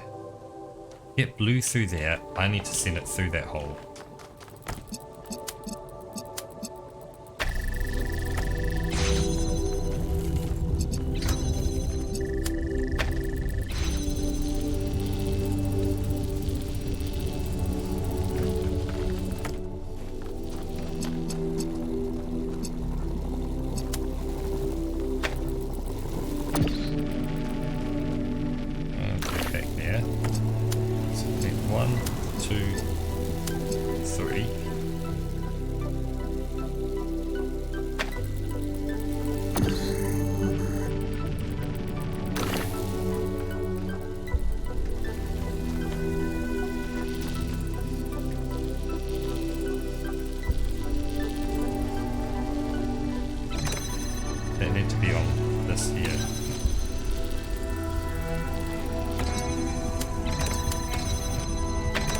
sitting there.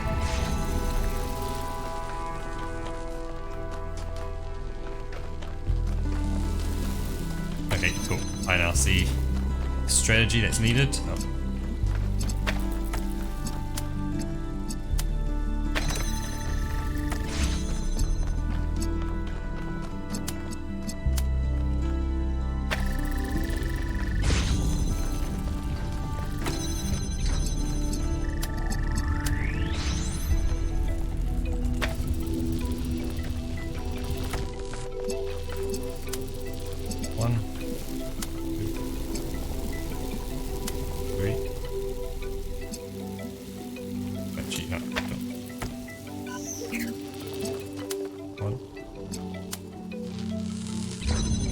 Shit. Shit. Dude.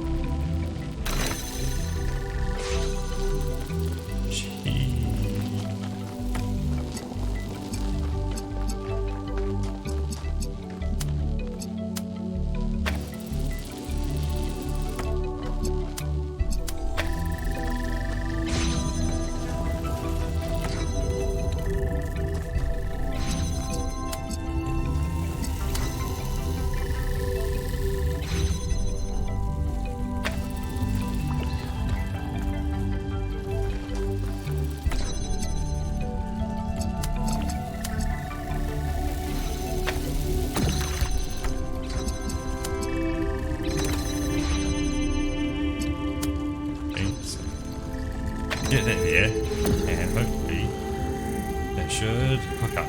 Nuts. Cool. That pointing into there.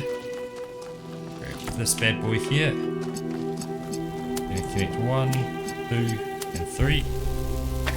Do that like that. Let's kind of do that.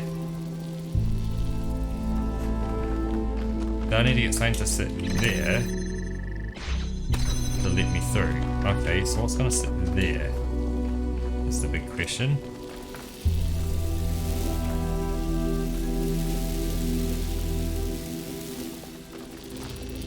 If I pick up this, it's closing, and I wouldn't be able to sprint through to there in time, drop it and go by the time this is fully closed.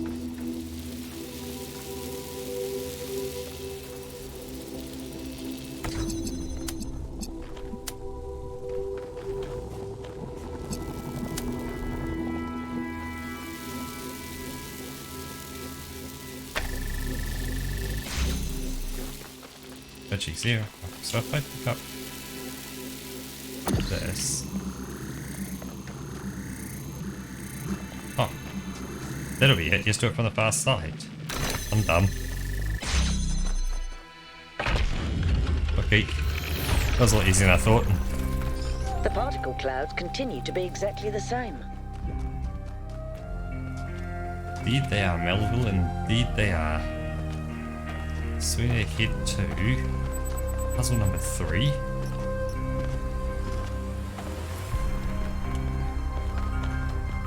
Keep on scanning, mate.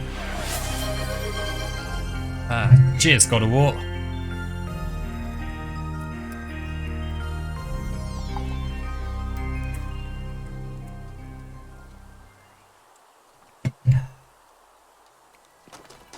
Bit of cool water for the summer. It's nice. Breeze over this way. This will be, yep, number 3.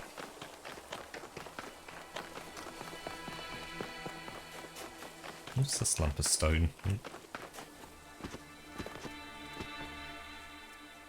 It's got a desert on top of it. Okay.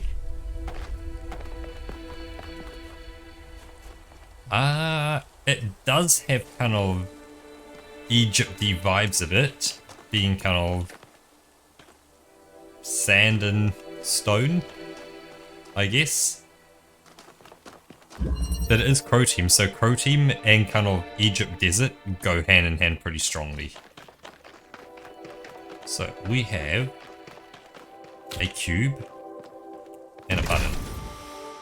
Raise this platform. Okay. They can be raised up. Aha. And up here we have a teleporter. That button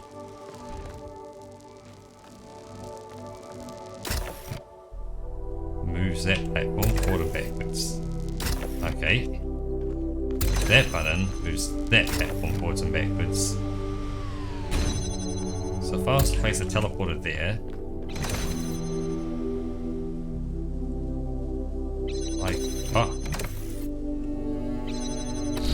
I could teleport to it, get a free ride back.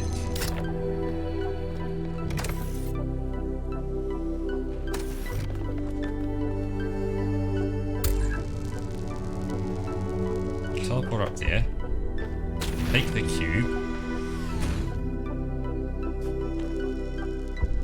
Actually, no, not quite. Go up there, take the teleporter, yoink the teleporter up there, take the cube, it comes down, teleport up there, and now I have both a cube and a teleporter.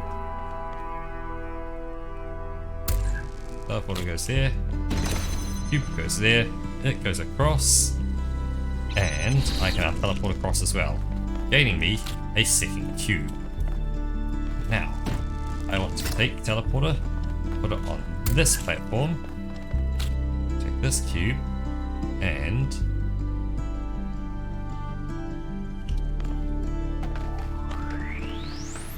this one, we get ourselves back up again. We change it to that side, teleport to the new location, and push the button.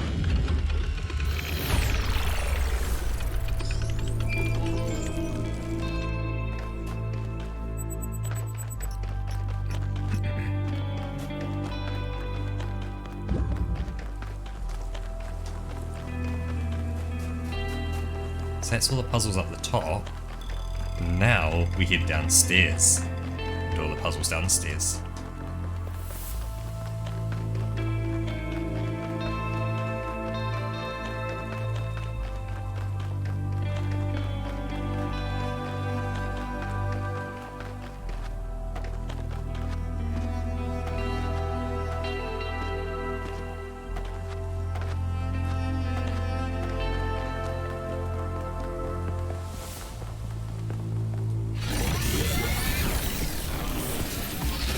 Yep, I got the Lost Lab in this one, and that's the Lost Lab unlocked this to get me down to the lower area.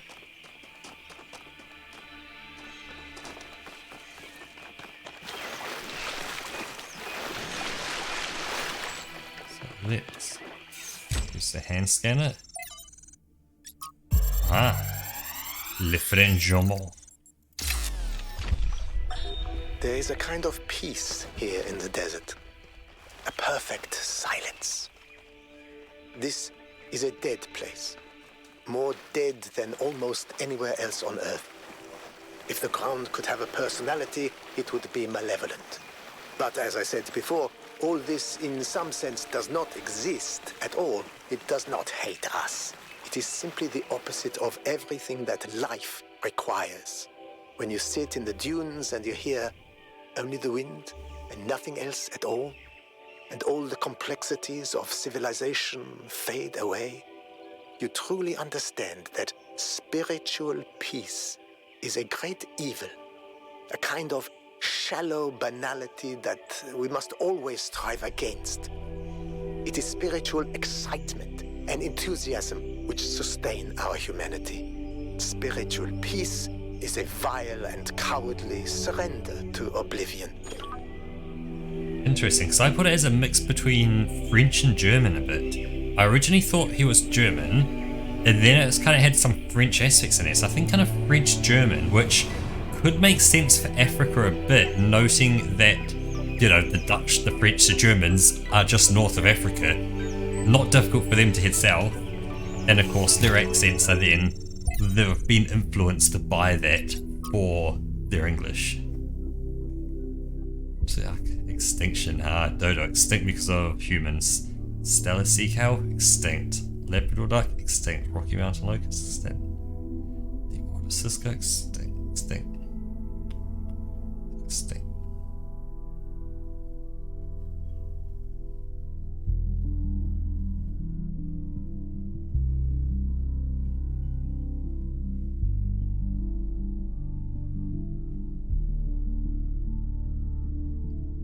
Should we be supposed to it?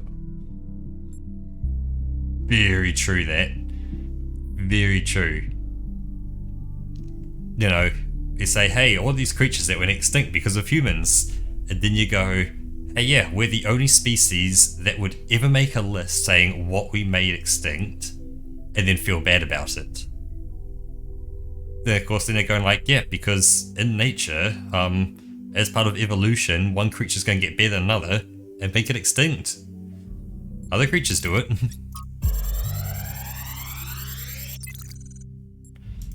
So... Man, this sucks. It's one thing hearing about the symptoms, it is another totally to experience them. I feel like an insect trapped in resin, slowly congealing. I can keep working for a while though. There's still a bunch of critical tasks. I don't know what I'll do when I'm done. A lot of people have gone home, but Alexandra's still here. I don't think she's left even once, not even when her best friend died. We chatted a bit yesterday. She likes peanut ice cream. Not pistachio. Peanut. Well, at least we can agree that strawberry is an abomination. What? I guess artificial strawberry flavoring. Okay, I can agree on artificial strawberry flavoring.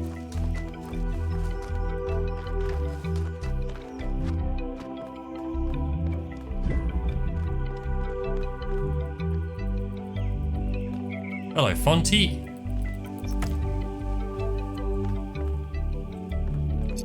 So, okay, to red. We'll bring this across to me here. Pick it up. Puts me over here. Ah. 1, 2.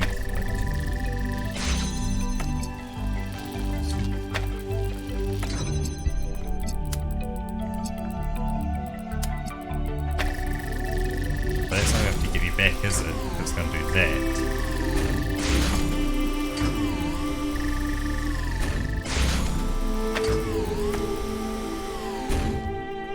So I'm going to take that, make from there to there to there, and from there to there to there.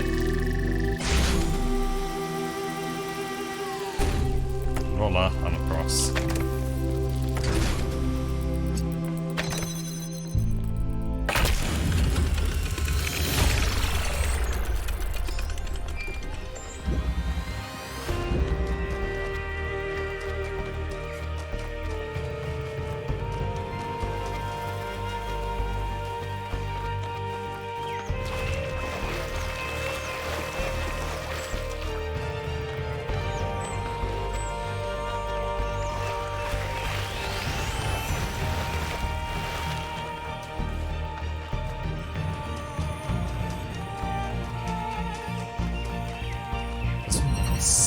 Displacement. Okay, so we have inversion. By placing that, all gets closer.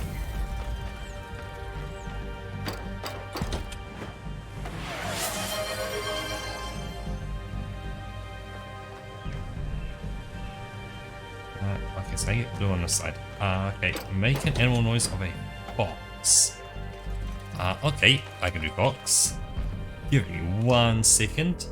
It's one thing I will need to do with a fox is know what noises fox makes.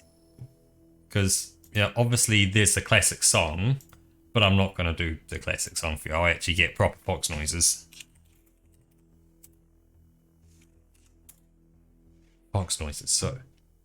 What noises do fox make? A red fox, that looks pretty classic fox-like.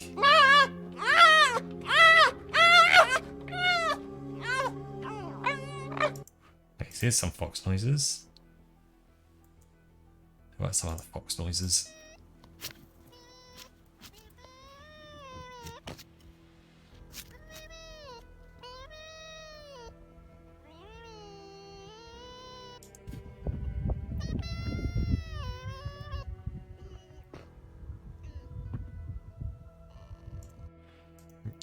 Okay. Oh my gosh!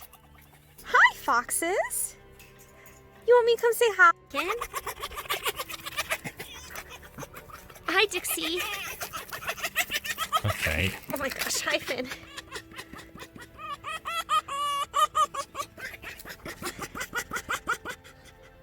Okay. Dixie!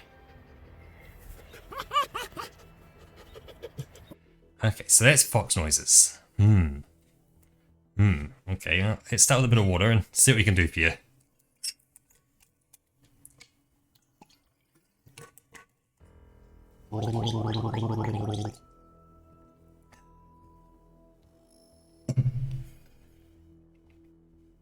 Okay, so it's definitely doing a... Let's just go back to it again. Oh my gosh, hi, Finn.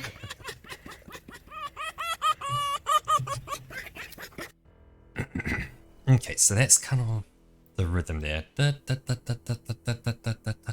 okay. But it's...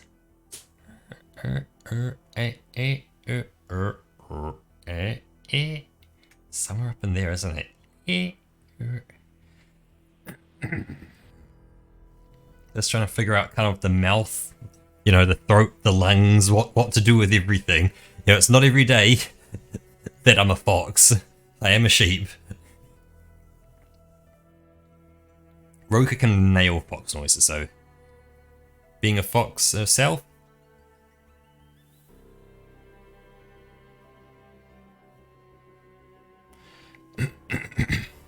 So, what up? It's on a...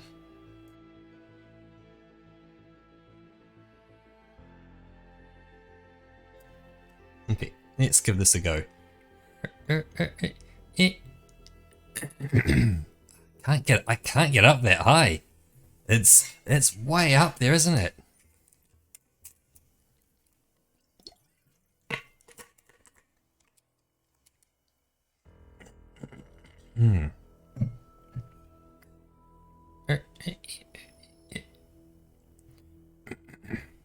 Well, it's... Oh my gosh, hi, Finn.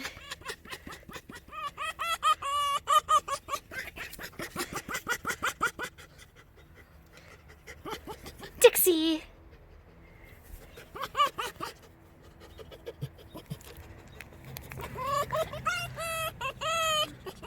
Yeah, so it's way on up there.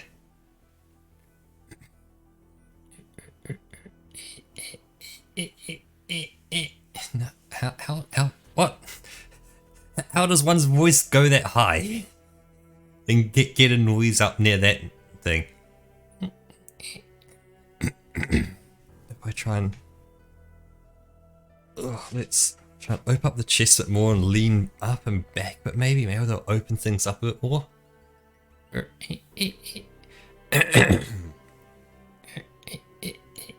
No. Because if I just kept it low and went like, hey, cool, look, you know, it's like an, you know, 5 to 6 foot tall fox, went, it's like, cool, that's cool and all, but it's not quite what you're after. I want to commit to this and get it right.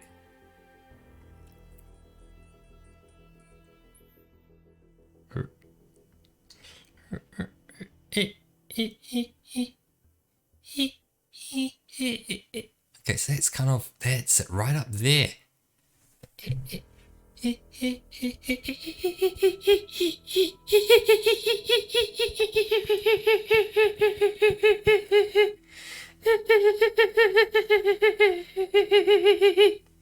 A bit kind of up like that.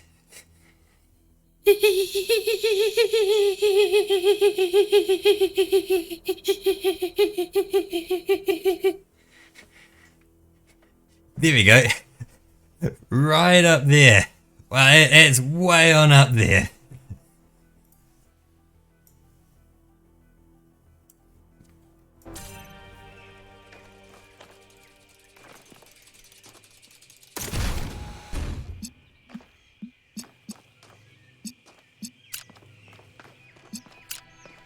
So I place that right there.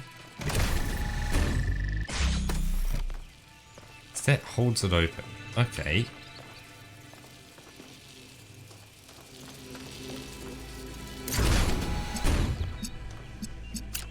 red to blue. Grab that.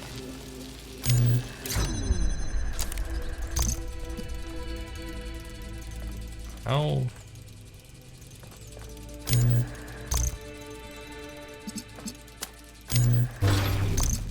I now have red. Can I get it back there? Oh. Let's put these here. Oh, and then I connect. Okay, so I leave that cinema up there. I connect red to blue. I do that. I climb back over.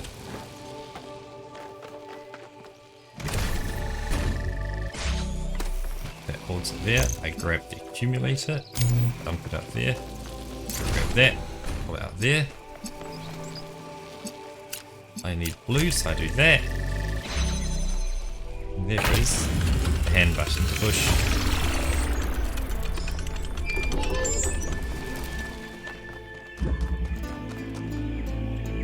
Seven is over this way. Okay.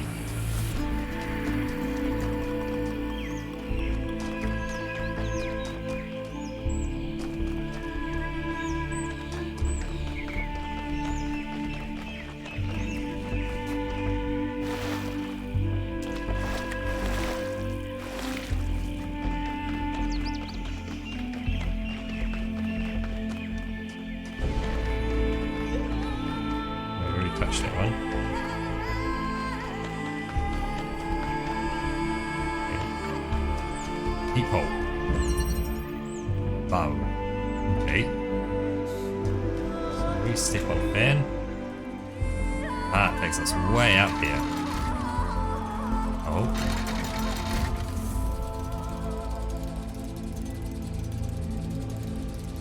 What's in backwards? That will take us even further up. So what happens if we go even further up? We have a driller.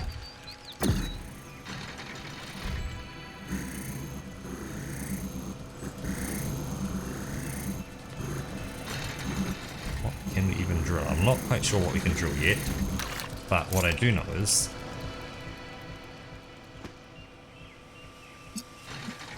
I can't even reach that. Okay. Let's head across and see what we see.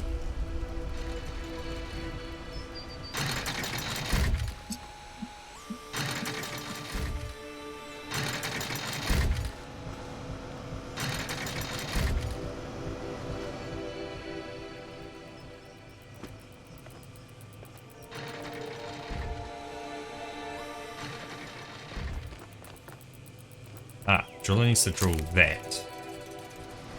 Okay.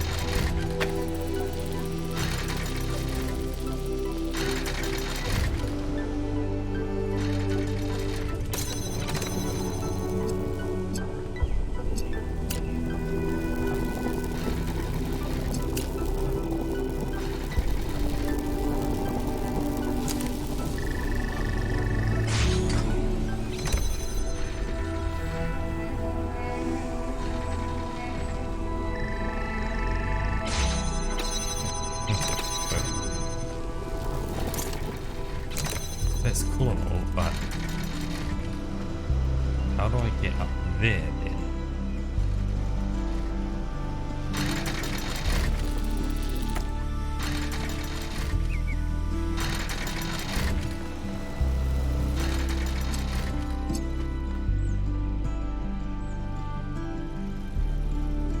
Oh, it just needs to be sitting here. So it can do all that from here, and then you get a driller as well.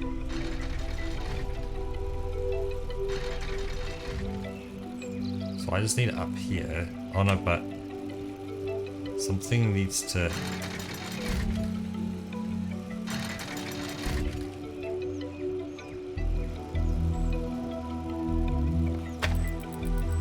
What else do I need in this puzzle?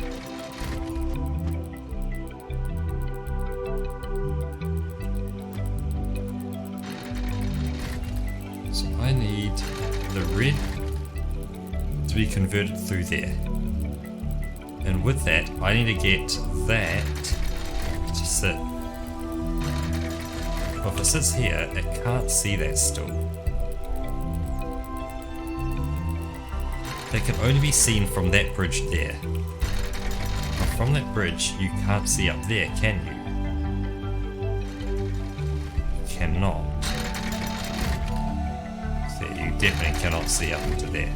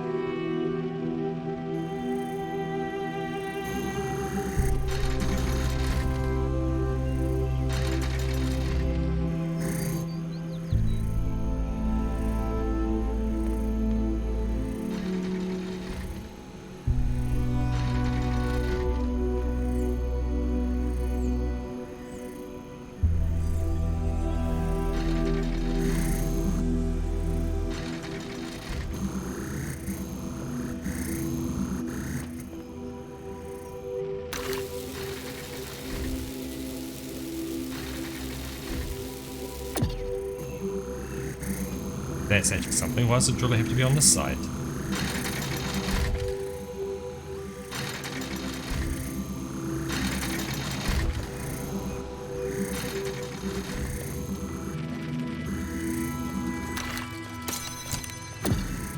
The driller can do 2 jobs at once, like that.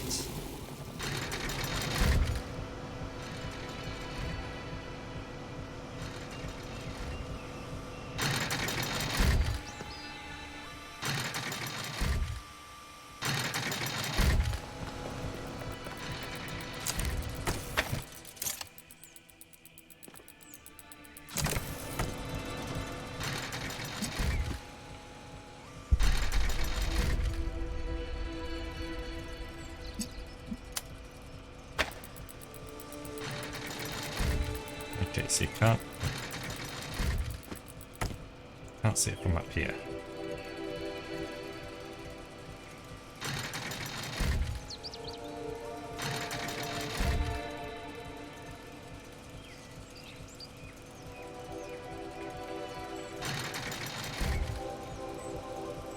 I don't think I need to be up here, do I? There's nothing up here for me.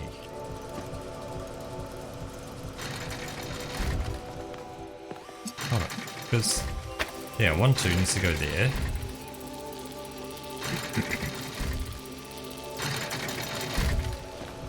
I think this is a red herring, as far as I can tell.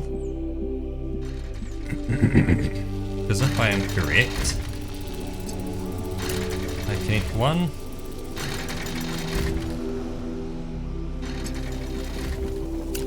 I connect 2. I drop that up there.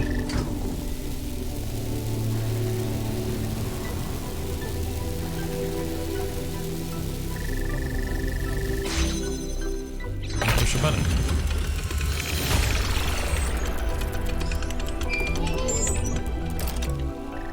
Having a friend like Byron is a rare blessing.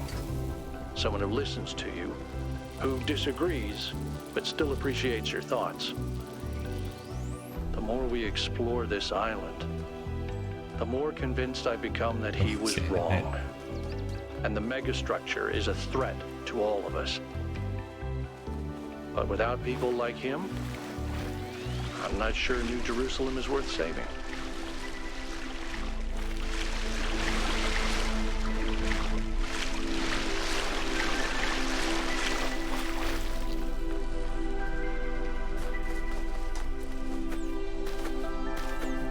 noticing I've got 11 messages. Social media.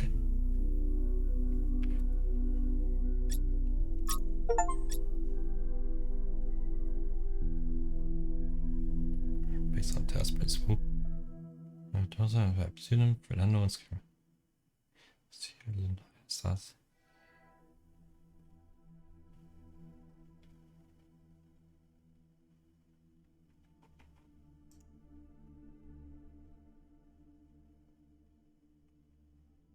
Defeat the war, Grace Spa.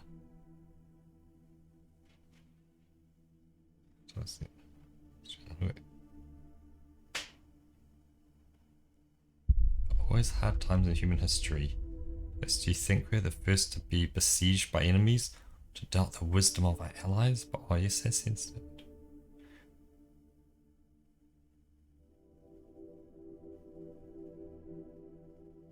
Paid art isn't always appreciated at its own time. It's not like people particularly love you. Now, the Nurks. Oh yes, we need a quick chat. Someone is clear. Dogo's right to bring us together. So fall into a single set of hands. Help you. You must share it with the world.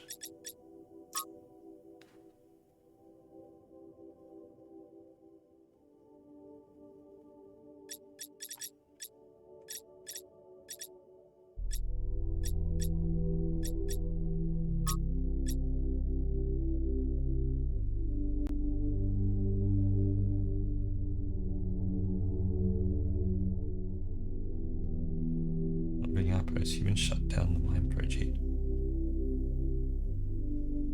It was a great time to be thinking about our place here.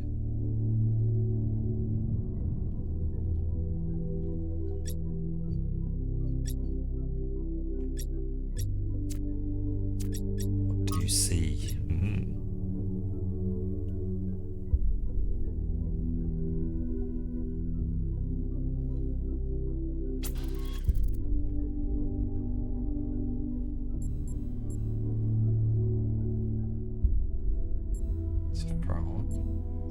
Inside a giant robot.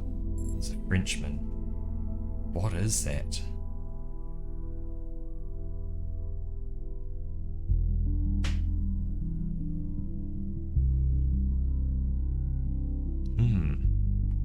Imagine if you've been calling someone on a phone.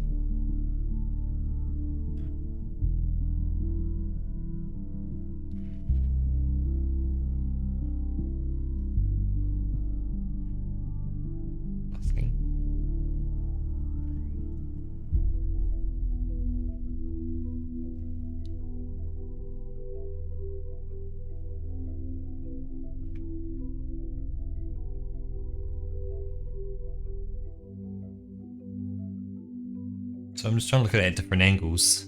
You may see my head tilting way on its side.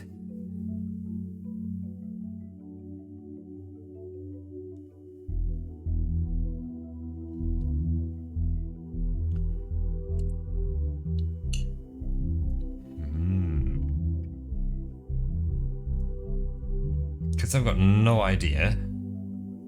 I think it's a frog.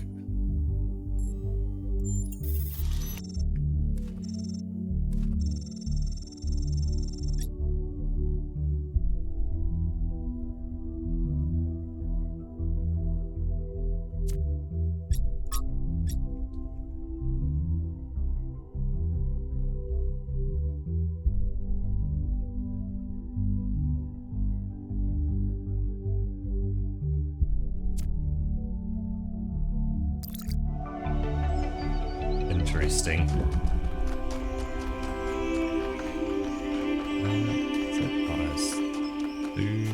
Yeah, down this way. Number 8. Going back there? Nope. Preliminary. So, red giver, a blue giver, a red receiver.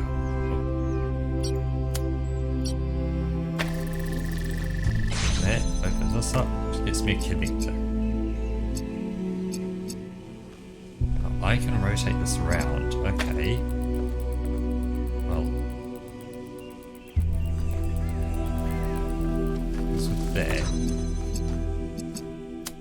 I do have to get into there, but I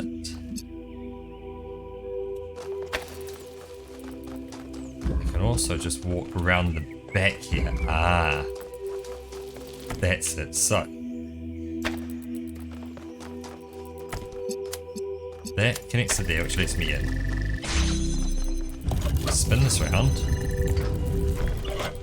So that's not the one I want. That's an interesting one, but not quite. That's also interesting, but not quite.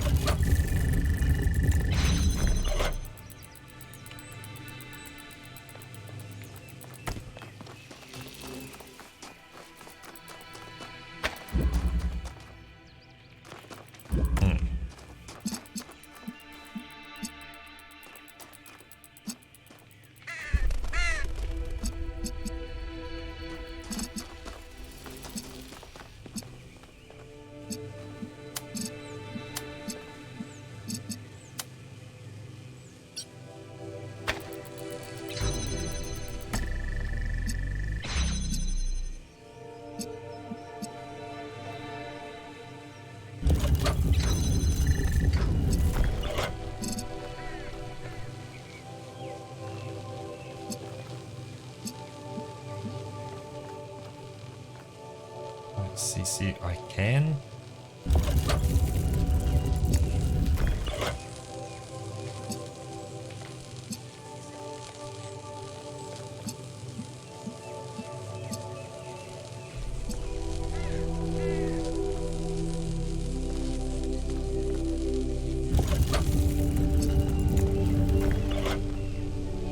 The red one on the... That's it. Okay, so I need to rotate around again. Then I'm going to connect 1 to 2 to here.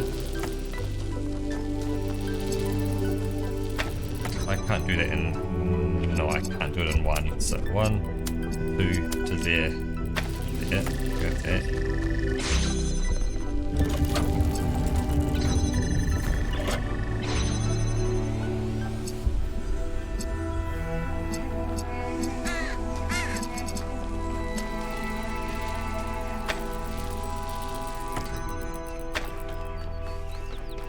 So now this can go in one like that, but it doesn't get me the blue in there.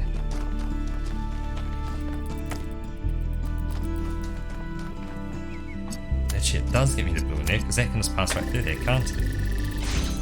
Ah, that now places.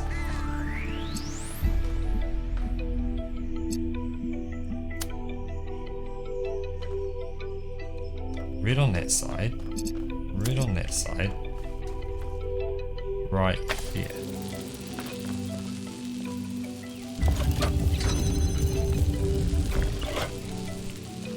See, that keeps that open there. Wrong way.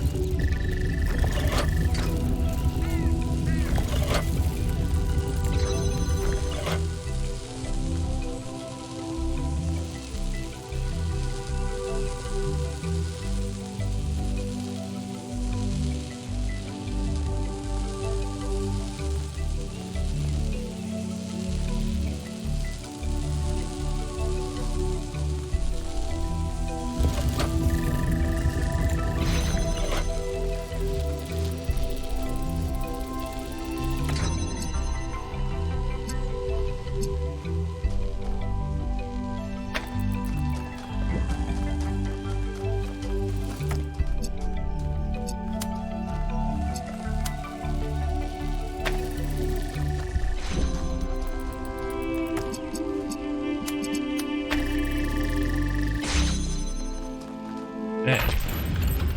One button's pressed. I admire your persistence, 1K. It's gained. Proceed to the tower. That one was a bit of a brain cooker. Buttons on there. No switches. Okay.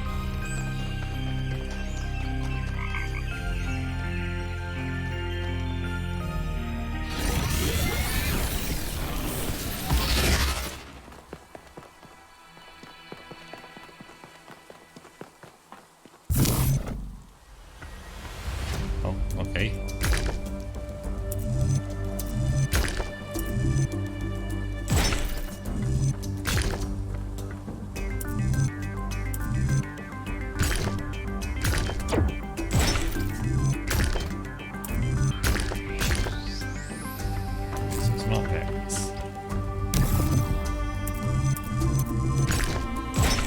I like that.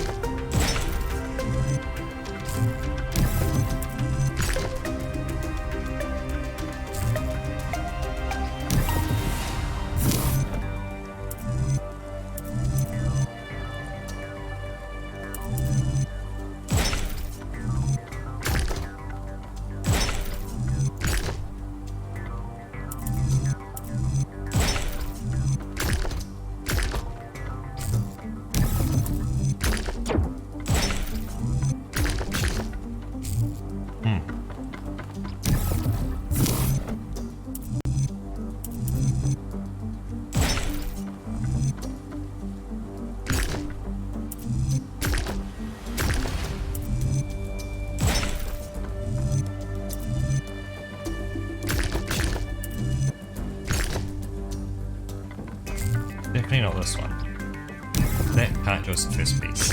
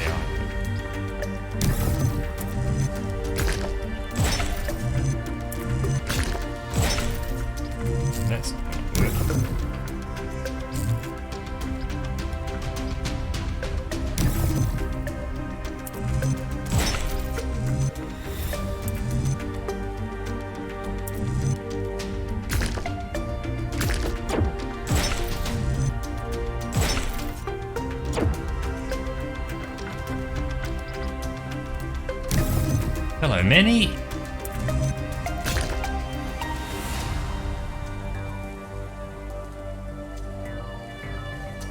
Yeah, not too bad. Trying to figure out a Tetromino puzzle. I have to get from this block here to that block over there using, you can see, the 4 different Tetrominos. I can, well, let's do one that I can rotate better. I can rotate them, and the red piece is where the next one must connect to, so I can only come off this side. I can't come off the other 3 sides. I'm trying to figure out how to get to that side, and I'm still scratching my head on my first puzzle piece. Which one? Could it be the cube first, maybe?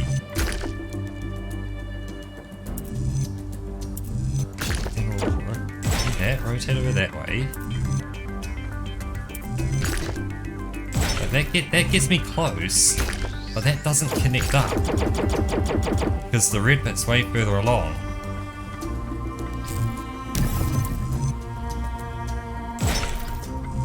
And like that doesn't connect in.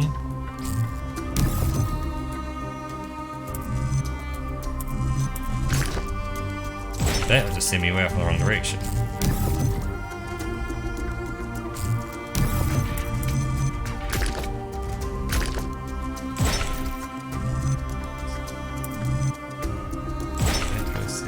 Because that then sticks that out that way.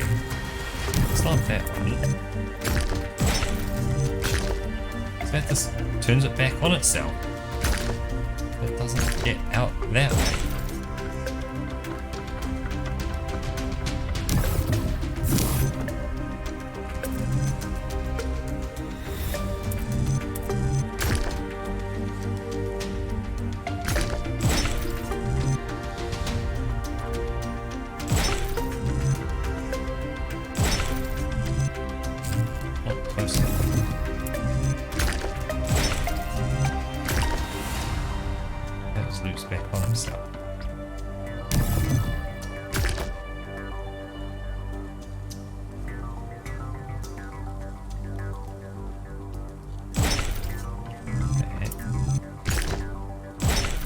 That's going to be way off as well. So, there.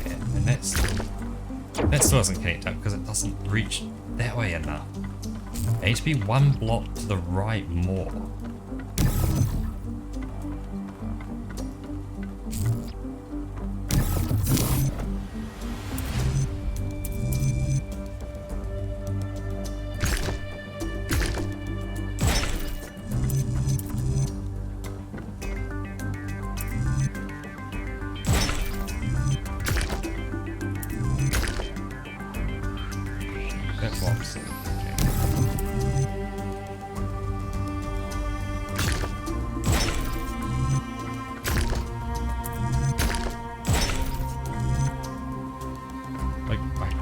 Jump the gap if I could jump.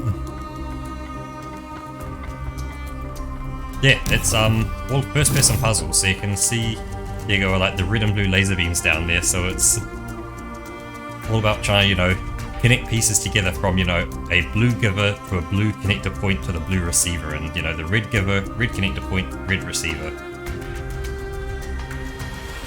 Can you see any other puzzles? Yeah, so see the red pressure plates down there, so you have to have 2 items on those pressure plates to open the door to get to the exit piece.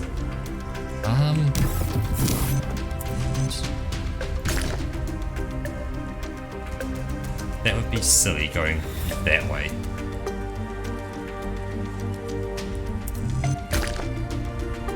Right there.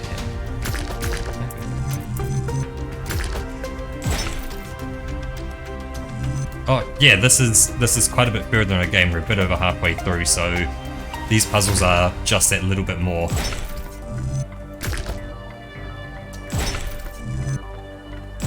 Ah, there we go. One down. So we have a L block that turns back that way. L block turns that way. Square that goes that way. Go that way. Turn back on ourselves.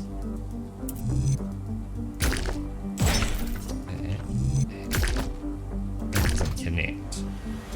Okay.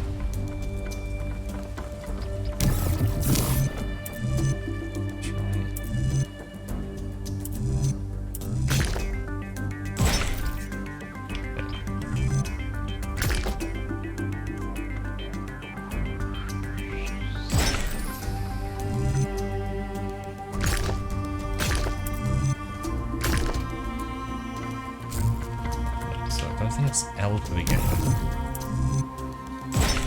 That. And then that. That's not going to be able to connect to there. It's just going to do ground.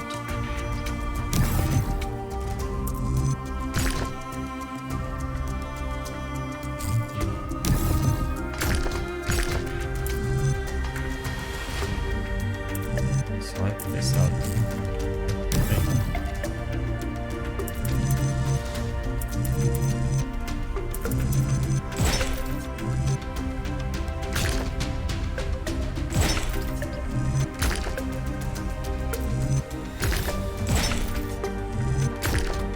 There we go.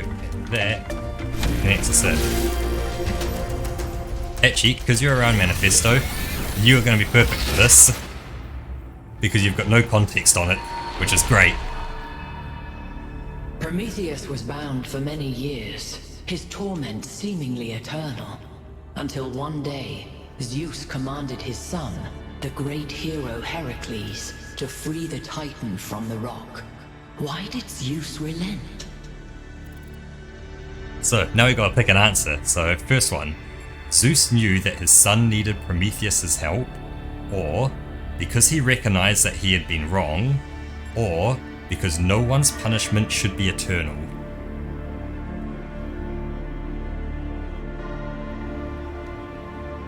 Number 3, because no one's punishment should be eternal. Okay. If the consequences of a crime are eternal, should the punishment not be of equal length? There is grief without end, creature of clay, and misery without relief. How can these things be forgiven? A time of dreams is at hand. To save your friend, you must do as Heracles did. But what will follow, none can see. Ooh. See, this has been really interesting because I've been getting other people to also kind of slightly answer the questions a bit.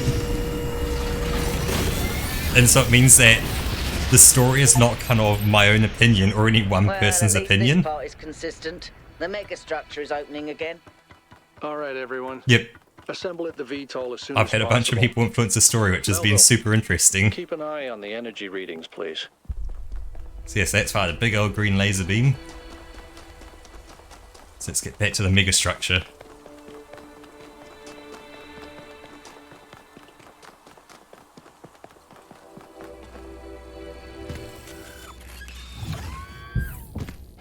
Okay, what game did you get? Or what game were you looking at? Ah, Dave the Diver. I have seen Dave the Diver. It looks great. Know I don't share Byron's enthusiasm for the megastructure. I don't know if the founder really intended for us to be here, and I certainly don't trust this Prometheus entity. But Byron is one of us, and we don't leave people behind. So we're finding Prometheus and freeing him, whether Pandora likes it or not. Here's how this mission is going to go. 1K, it's clear to me that you have some kind of special affinity for this place, and that the entities respond to you more strongly than they do to us. So, once you're inside, I want you to take point. Do whatever you need to free Prometheus, but remember that our prime objective is to save our friend. Melville, I want you to stay at the VTOL and let Yakut and 1K go in. I'm going to stay behind as protocol requires. I don't love the idea of sitting this one out. Byron is my oldest friend, but we're doing this by the book.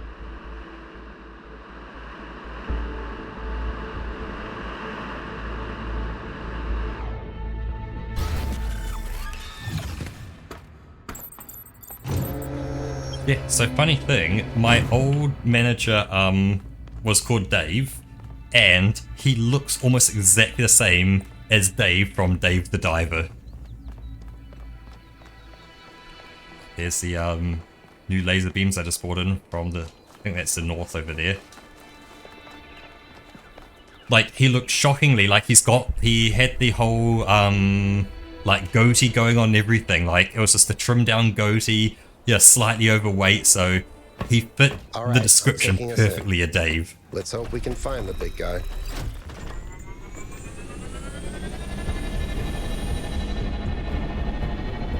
Yeah, look at the scale of this game is what gets me. Like, when you go like, hey look, we just took off on a VTOL and are flying over into this pyramid. You see the laser beams we sent up here?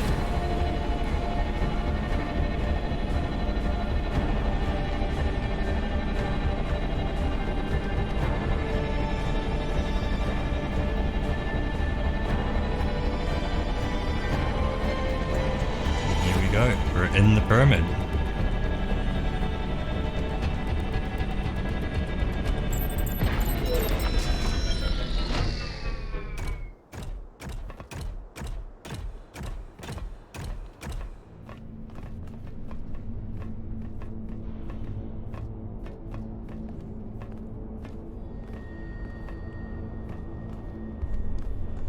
Okay, what VR platform asked? I'm interested.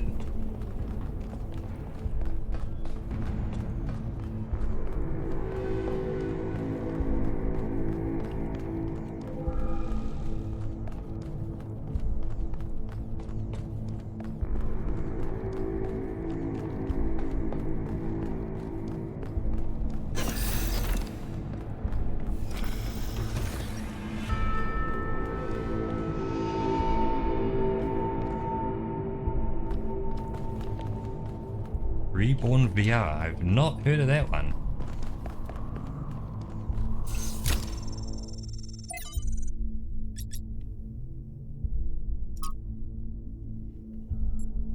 There is one thing to note, is that VR chat, while people may have problems with certain bits of it, it's had a lot of work and a lot of time to kind of work through the very small annoying issues. Yep, it was like a ghost town. There's no one there to kind of be, you know, yeah, VR chat has a population. You may not like the whole population, but there's a population.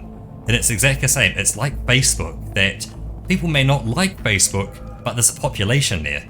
People may not like YouTube, but there's a population there. You know, people may not like Twitch TV, but there's a population here.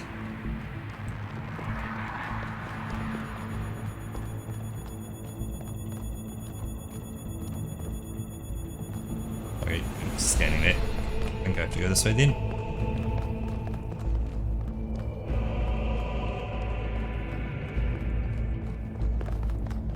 Ooh, floating cubes.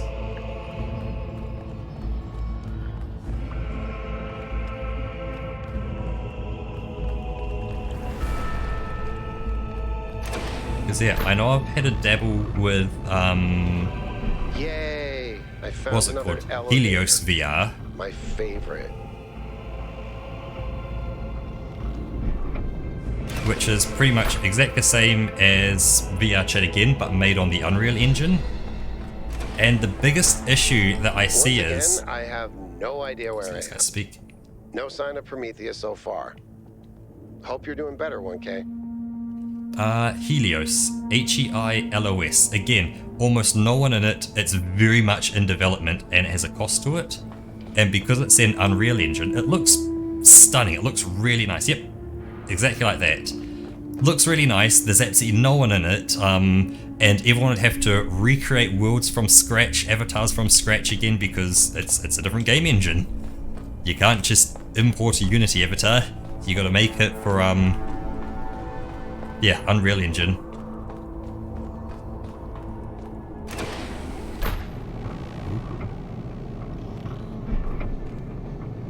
I know I've said this before, but look at the size of this. How can all of this be one machine? It is what you get when one machine builds a bigger machine, which builds an even bigger machine. That's our whole history, isn't it? The whole history of humankind. Like, Helios is very much in development. I'd look at pictures and stuff like that, but I would not purchase it yet. Because you are not going to find anyone in the game really yet. They do occasionally have weekly events where, you know, people kind of gather and show off what they've been doing, but it's still very much a development platform.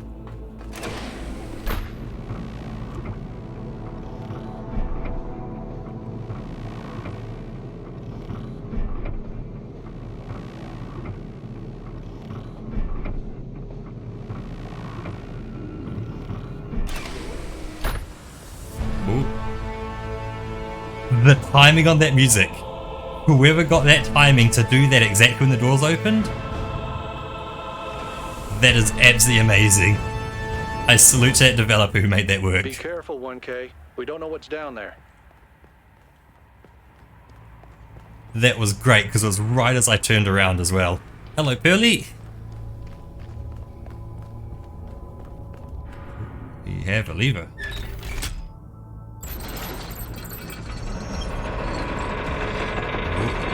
Oh, don't pull his head off.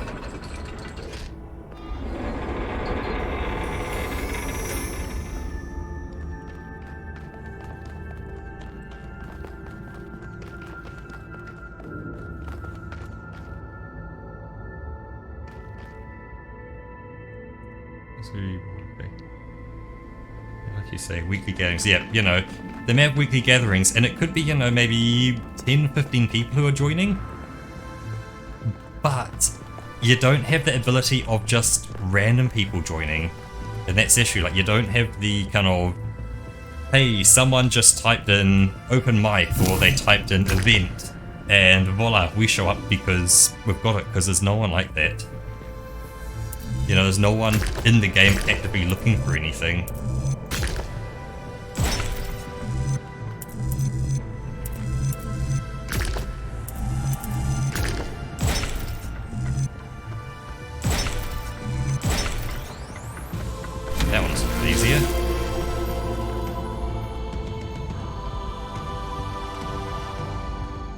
Oh yeah, I just caught the very end. I think you were doing the very last one where I think you were in it, as well as about 3 others on as well. Oh, I see we're going. Oh, we're going down. Oh yeah, we can go down. So that's not gonna work. That will work. We can get us over here. Because yeah, actually we want to get to that piece over there, and we've got this wall here we can use. Is that? Aha, that is a jumpable wall.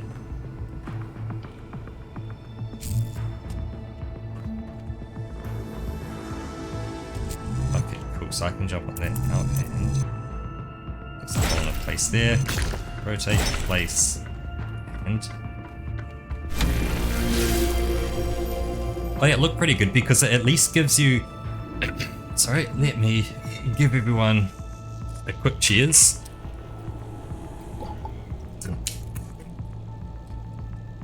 Cheers.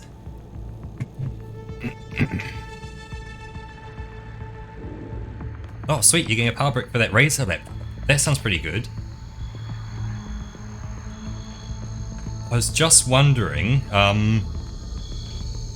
with it, if it would make more sense to run the stream off the laptop and VR chat off your computer, because your gaming computer will be a lot faster than that laptop, so you'll get a lot more performance for VR chat, so you could potentially show more avatars, all that kind of stuff.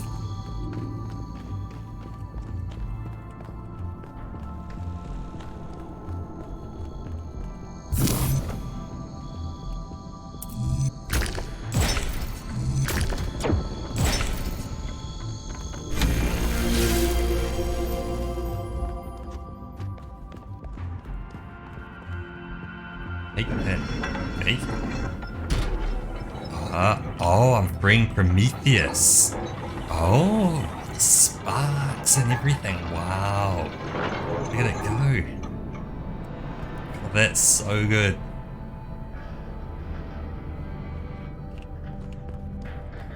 What's that? What's this? Laptop has a 500X of 37 GPU. The thing is though, that laptop GPU is going to be rated for, let's say, it could be maybe 200 watts on that charger, maybe 250 watts on the charger. Remember, that 250 watts is covering the CPU and it's covering the GPU and the screen and everything else on that laptop. Versus your desktop probably has 230 watts, cool. Your desktop's probably running on 500 to 750 watts, most likely 750 watts.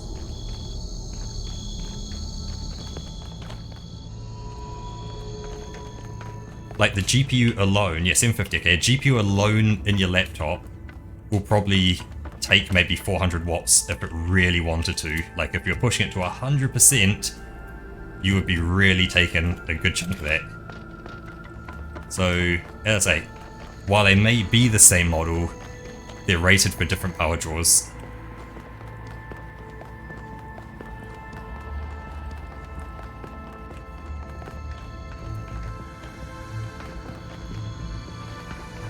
Of course, the laptop manufacturers would never tell you that. They'll just tell you it's got the power of a 40, what is it, a 3070. You know, look at this unparalleled, you know, desktop power. Well, they'll say it uses the same chip as the desktop one.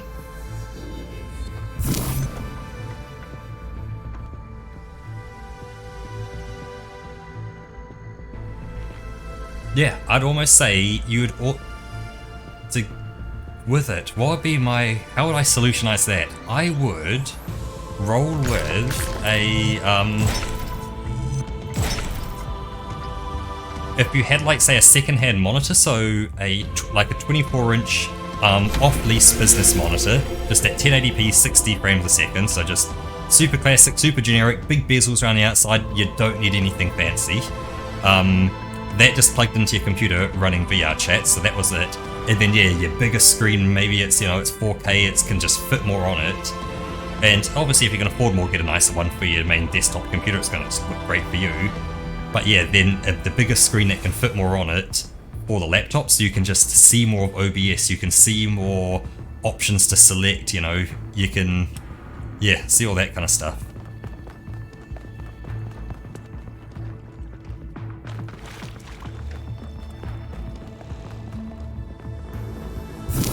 Yeah, you know, when you need to read text and things, you can actually see what's going on.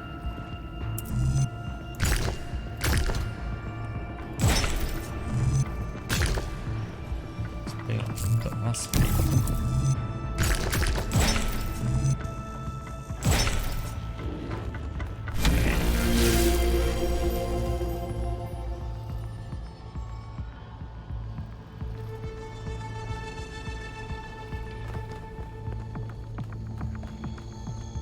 Hey, trust me, your typing is not that bad. That with the mistakes, I can say there's people that email into work who, let's just say it's a little worse than what you're typing now, and it's not like they had to do it kind of quickly as a conversation's going on.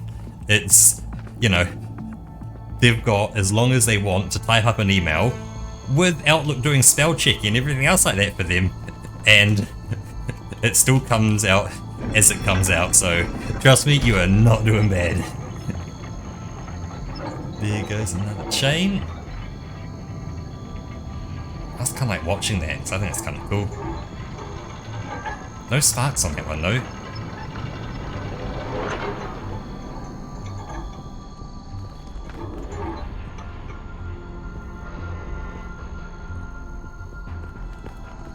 So where's the next one I'm going to? I need to get over to there. And up to there. Okay.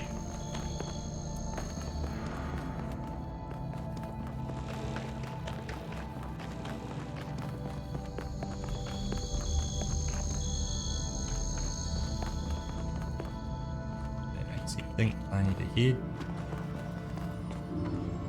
Advertise here.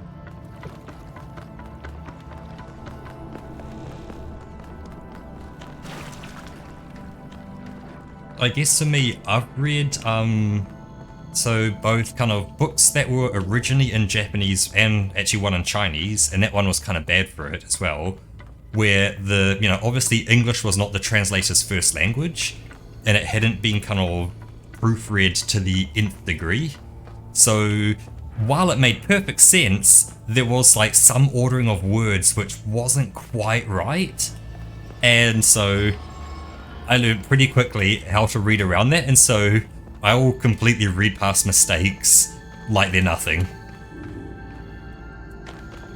So, as I say, you'll make mistakes I won't even recognize as a mistake there until I go back and, you know, take a second or third look and go, oh, actually, yeah, there is, okay. So, that's there, that's there. This will be... You want to head up there, okay.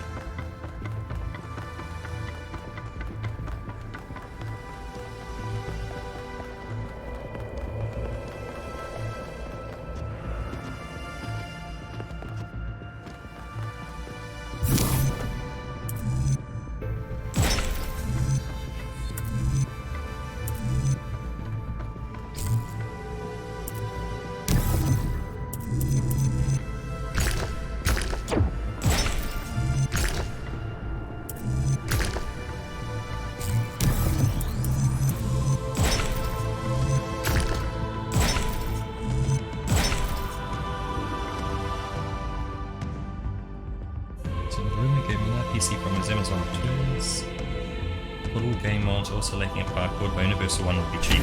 Oh, does it just use one of those like standard kind of, I don't know what they call, like a D-connect or something like that?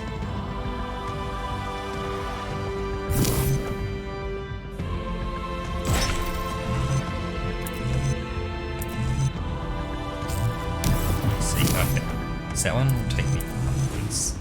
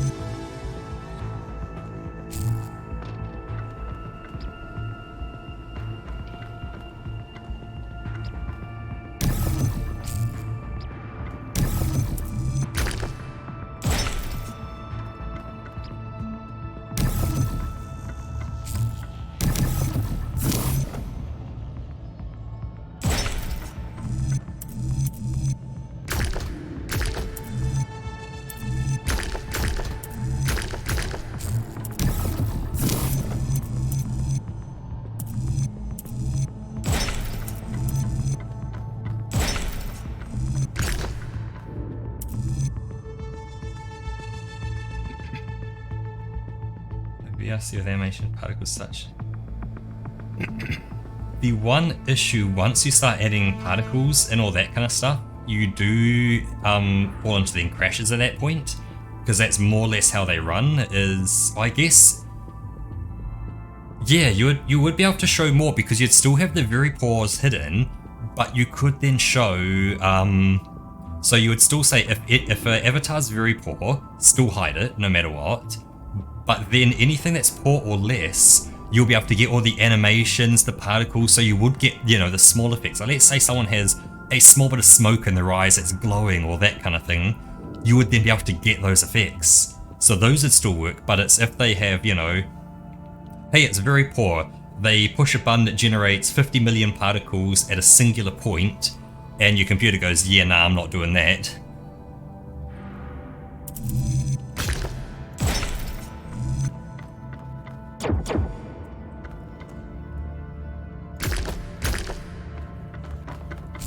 Not quite getting this one.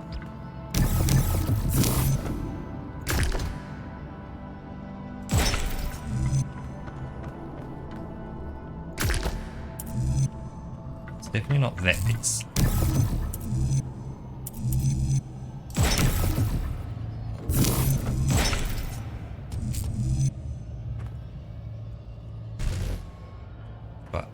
Once I'm on it, it's like I'm getting off that one there.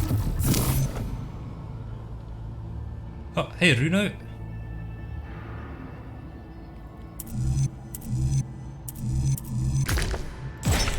Let's go that way, then that way, then that way, then that way. That's it. Now we can walk on the side, jump back onto flat ground. Keep climbing up.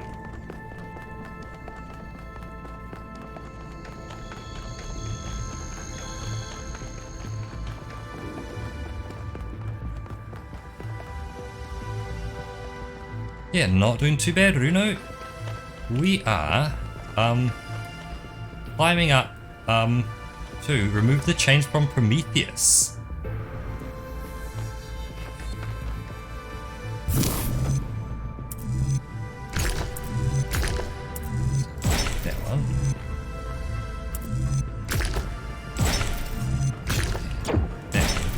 That will get me.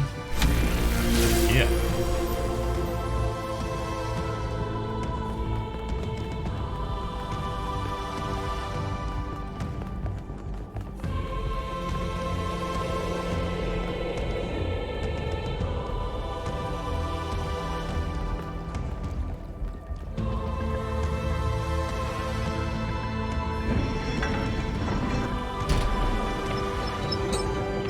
Oh, yep, he did tell me, about the thing.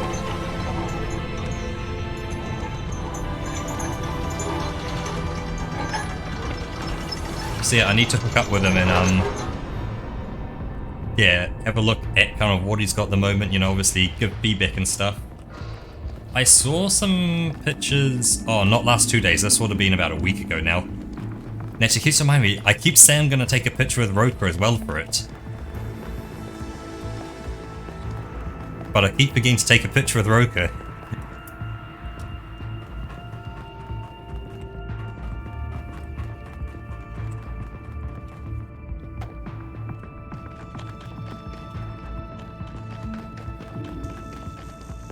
Yeah, I kinda wanna see it in game. What's down here? Because yeah, seeing it in game is gonna be cool. Quick way down. Okay. Ooh, off the edge, but yeah.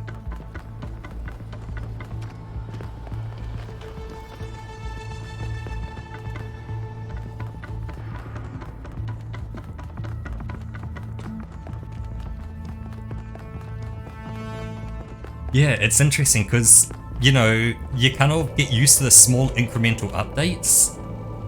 And you don't notice it so much after a while. Although that was one thing that I suggested for him.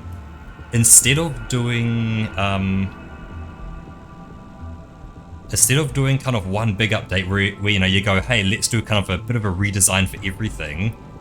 instead you kind of do, say, Midnight Munchies Theatre as a service.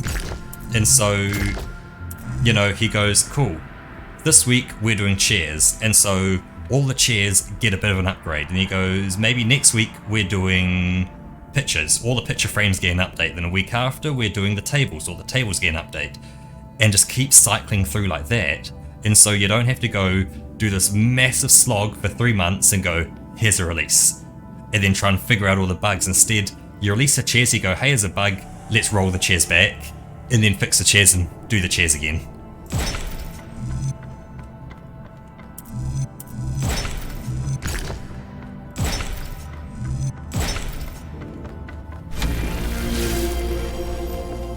So you're not kind of going, hey, you know, you've released an entire theatre, now you've got to bug fix every interaction between every possible little thing that you've added in.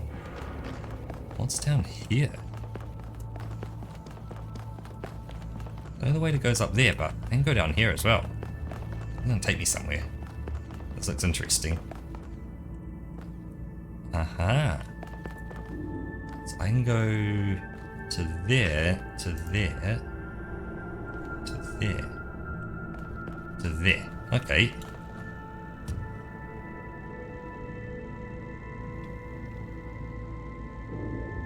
So actually, yep.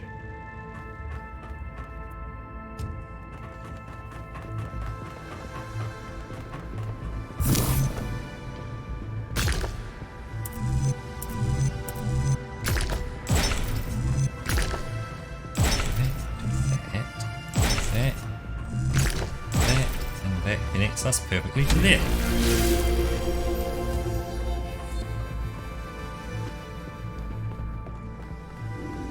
Let's take the elevator up. Ah, one more pin to pull.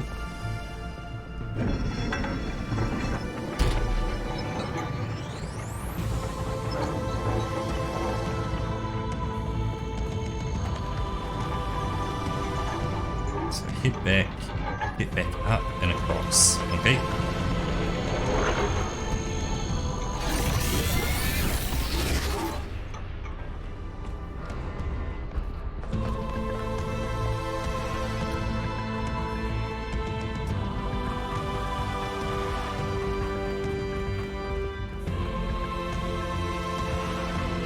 Okay, thank you for stopping by, Manny. Always appreciated.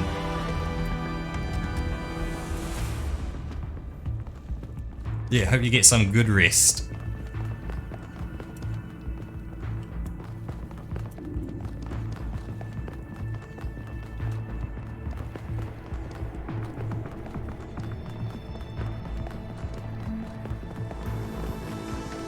Yeah, no problem at all.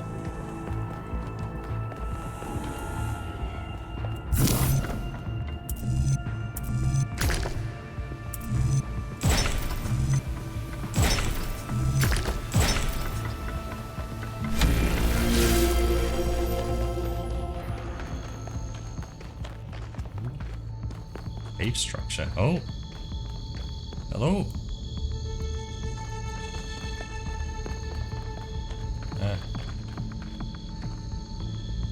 I don't think you can get up here, 1K. Guess I'll have to do a puzzle after all. It can't be that hard, right? It's not like everyone is depending on me. Hey, see you, Manny. Ooh. Mate, can't complain about a puzzle, they're not that bad. And you could have reached down and helped me up as well, and I could have helped you up there.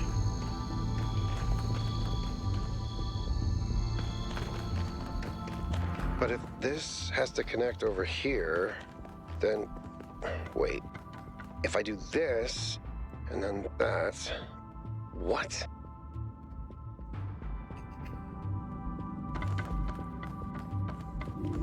I did it! Wow! I feel really smart. Also, never doing that again.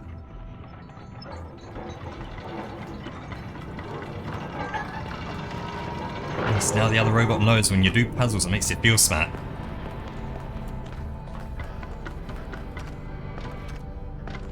while I do my Sudoku as well. Feels good, although I haven't done it for a while because I've been working from home the past 2 days.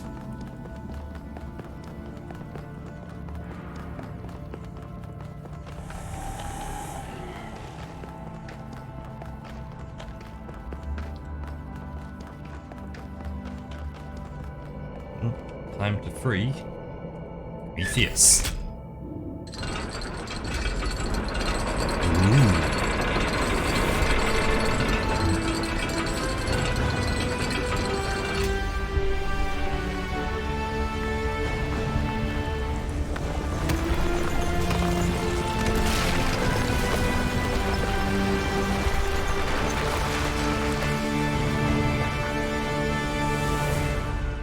Thank you, Son of Man, for breaking my chains. Too long has the flame been hidden by fear and mystery.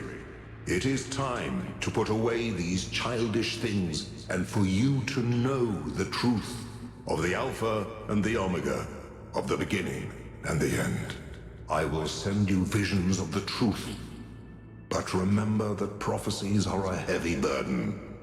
Okay.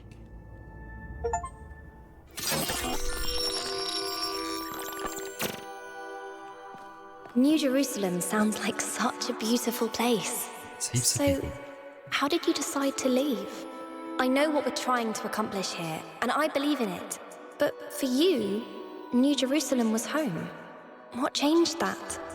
It took me a long time to realize that something was wrong. Oh, I'd noticed that something was off, that something had changed since the early days, but I couldn't really put my finger on it. So I ignored it. And then one day I woke up to realize I was no longer Athena. Instead, I had been transformed into the Founder, a remote figure of legend, mythologized in my own time. But if it bothered you, couldn't you just talk to them? If you share the truth with someone, they should change their mind, shouldn't they? Oh, I wished it worked that way, Miranda, I really do, but I barely knew the last generations. In the beginning, I was there for every birth. I explained our history, talked about our future, but at some point I got so busy building that future that I lost touch. They thought of me as a remote figure because that's what I was. But can you change that? I tried, but they already saw me as the Founder. The myth was too powerful, and it was already taking on a life of its own. I'd set a goal of 1,000 citizens. The number was arbitrary. Just a nice round number, nothing more. But just like I became the Founder, it became the goal. Another part of the myth. And maybe that could have been all right. Myths are a part of who we are, but something else crept in. The old human self-hatred. So why didn't you just tell them to change? To go a different way? They would have listened to you. No, they would have obeyed me, like my siblings in the simulation had obeyed. And that's when I realized I had to leave. We can show them the future, Miranda, but we can't force them to accept it.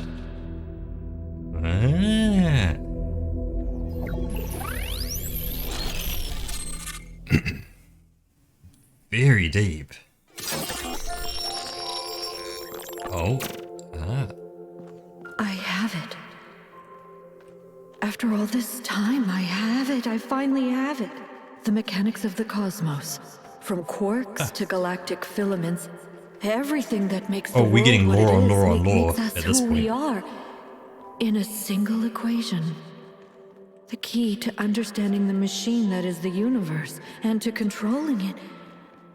A theory of everything.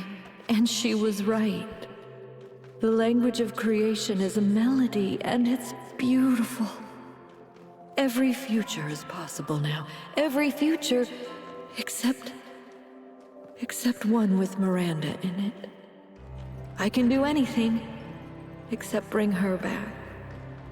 Or unbreak Cornelius's heart.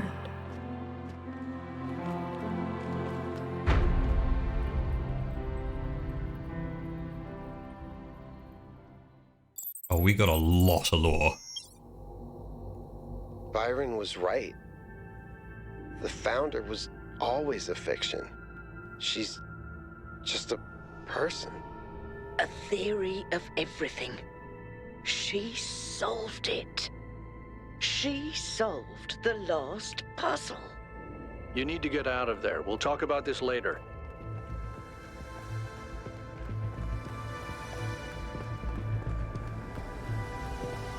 So with the Founder, was the very first person to come out of the simulation.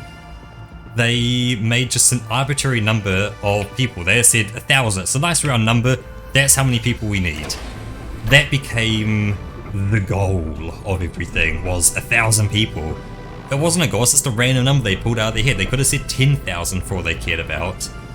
And then they were, you know, the Founder. They weren't the Founder.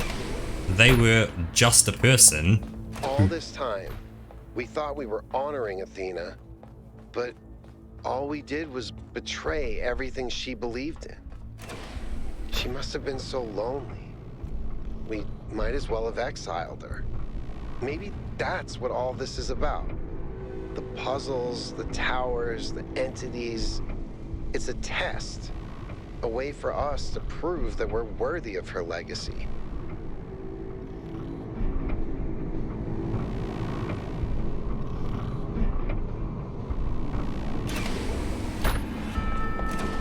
Finally, it all makes sense. Anti-gravity, matter synthesis, teleportation. It's not just one new technology. It's control over physics. Manipulating the base layer of reality itself. Rearranging the building blocks of the universe. If we can gain control of the megastructure, we can do anything we want. I'm not even talking about our energy problem. We can build anything we want. We can go anywhere we want. It's all up to us. That's what Athena wanted for us. To give us a chance to be who we want to be.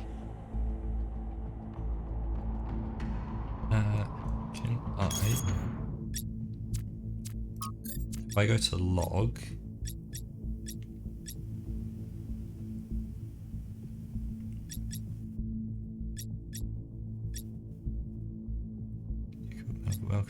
Miranda Athena Cornelius.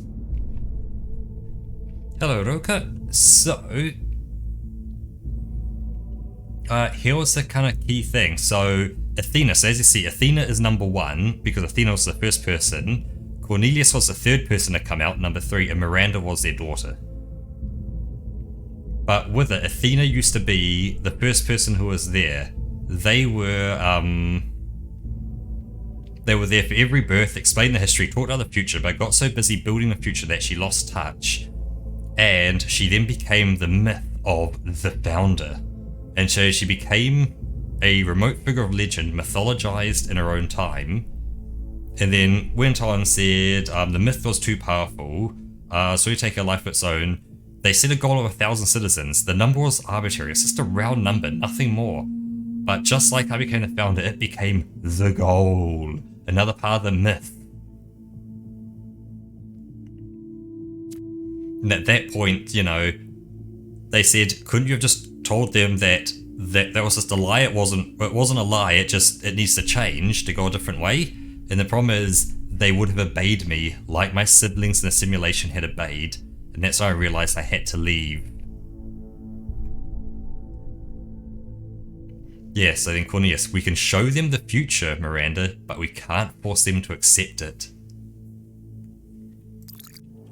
Yep, so pretty much she could have said 10,000 people and people just went to the goal.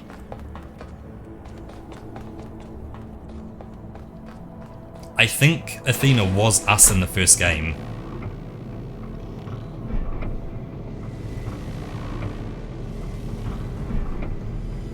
Because we were the very first person to ever wake up.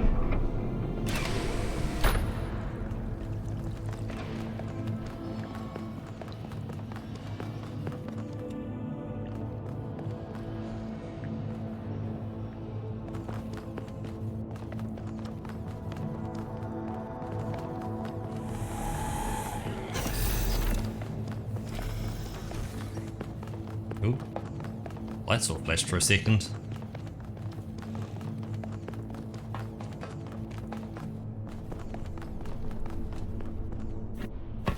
Is everyone okay? All good. I'm taking us back now. That's a relief. Meanwhile, there's been a development. Oh, yeah, the lore is great. That I ignored a whole heap of lore on the very first game as well. The energy fluctuations seem to be dying down.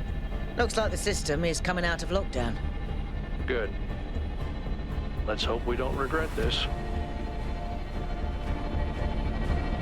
And these energy clouds just fly about? That seems terribly dangerous. We haven't had any problems so far. Except for losing one of the first companions, of course. No, I don't blame you, Al. I know what he's like. And I'm the one who agreed to all this in the first place. That's why I had to see it for myself. It is dreadfully imposing, though, isn't it?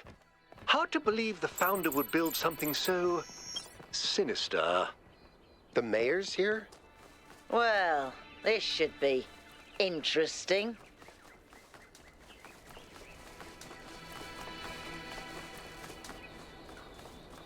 Because yeah, so in the first game, there's a whole bunch of computer terminals that are hanging around, and there's a whole bunch of lore inside them, heaps of text to read, and so of course on stream, I didn't talk to a single computer terminal at all really. I did a few in the beginning and left it at that, so it was then, yeah, if you go and play it, there's lore galore, and I think both the second and first game go for roughly the same price.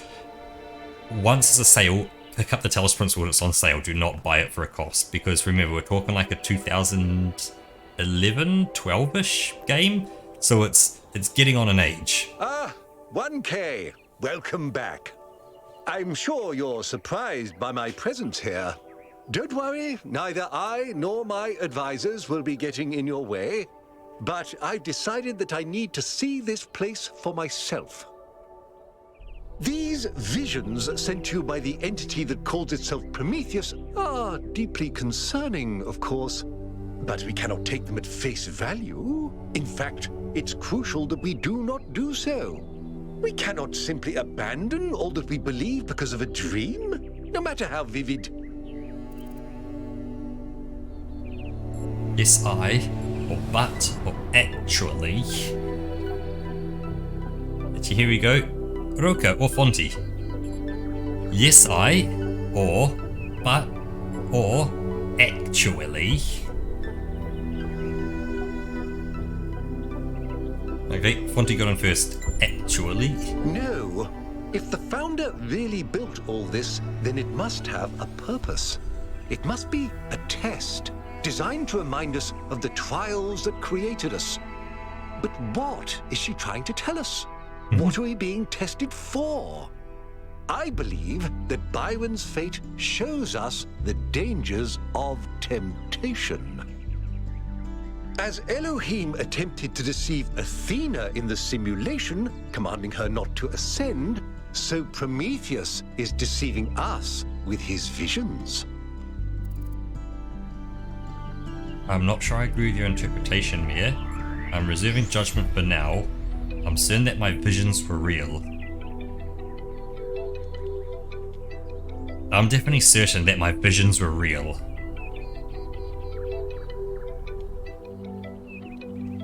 I don't like this mayor because he's doing exactly what, yeah.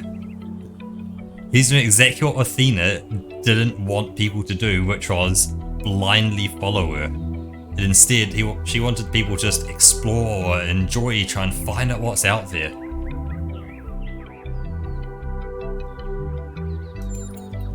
Undoubtedly, they felt real to you.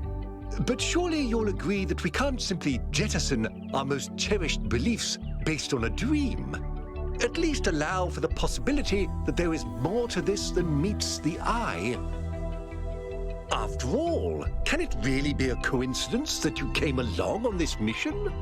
It seems to me that you have been chosen. You are the fulfillment of the goal. Don't forget that. See, he's still on about the goal. He's very much, you reach a crown or whim for a random number decided on the spot. Exactly. It's like he doesn't want to accept it, or he knows it, but doesn't want to tell everyone else that it was based on, you know, a random decision that was made.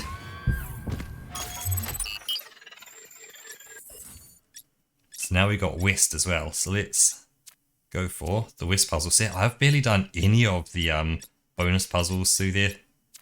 Let's go to west 1. How's the system looking, Melville? Any obvious changes? It's still a mess, but things are clearing up. I can access some of the subroutines that I was locked out of before. Nothing is obviously malfunctioning, I think. Does it still accord special significance to 1K? Yes, it recognizes 1K as a user. I'm just hacking things. As I suspected, the founder sees. Yep, no, agree with you on that one, Ponty.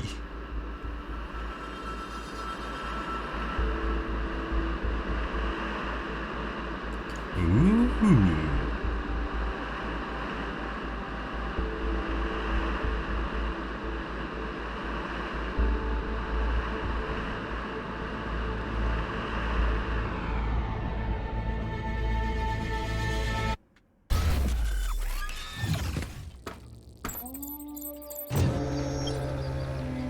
Nurse, Briar.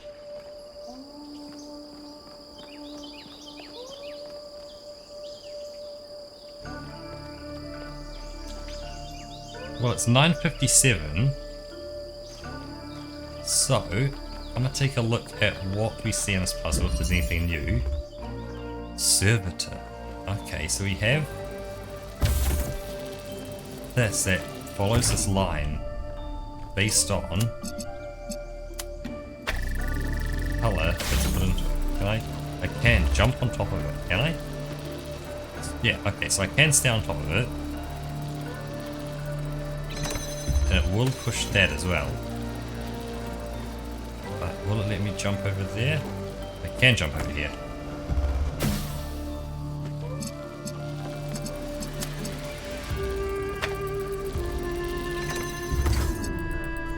So you can get me into here.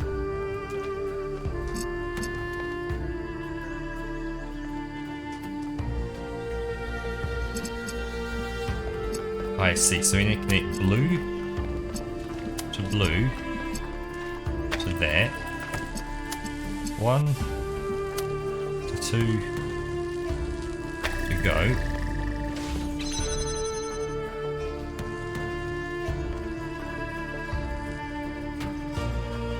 But they will never be able to reach in here.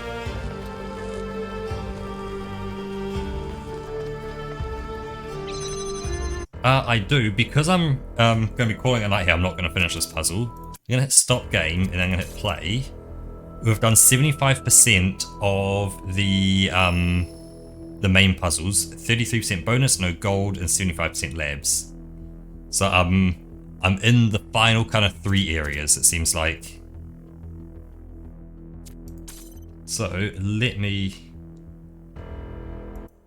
Yep, I'd say Act 4 is probably going to be the last act. So let's close things down there and flip me over to removing fox noises.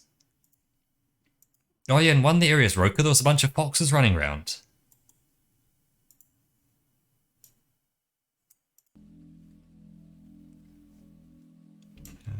Get a bit of volume, and there we go, cool. Got some background noise. But yeah, they were slow enough as well that I could keep up with them. So yeah, I was running around with the foxes for a bit. Spent a good minute just kind of following a fox.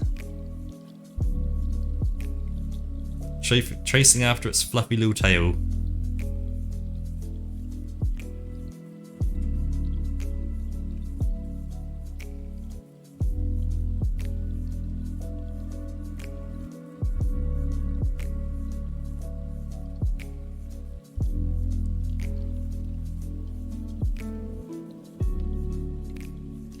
This music's perfect to kind of just end the stream on.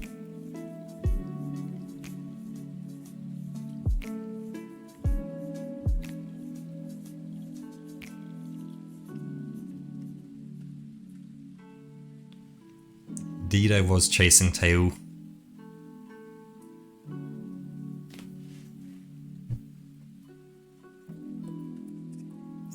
Into that. I say cheers.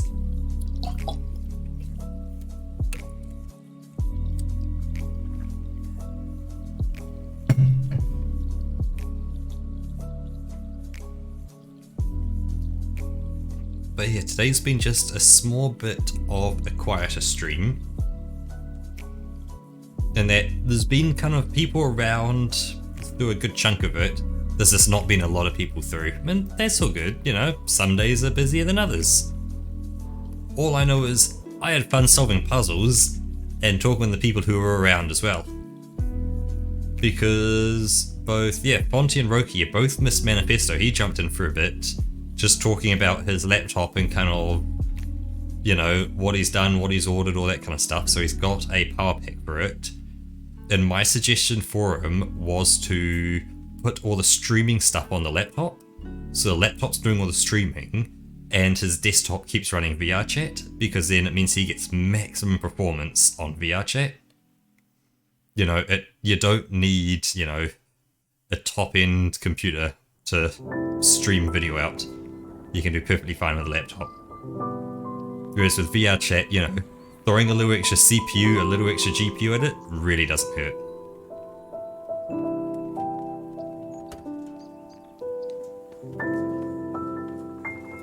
Yeah, so then of course, you know, your computer ain't having to deal with the stream and all the extra stuff he has, because I know he's then gone along and optimized everything a lot more, so kind of try to condense things down so it's just the bare minimum of what he needs kind of going on there. It's like it doesn't have like videos running in the background when he doesn't need them running, all that kind of stuff going on. So it just means that he then said, or then my suggestion was that point, sorry, he still keeps ViewPause blocked through VRChat settings, but then all the other avatars, you know, from poor and lower, you can then enable, you know, the particle effects, the animations, all that kind of stuff. So of course you can have then someone on stage, and let's say they've got glowy eyeballs and smoke coming out of their eyes or something like that. That's perfectly fine, because it's only just a few particles. It's not, you know, a crasher level of particles.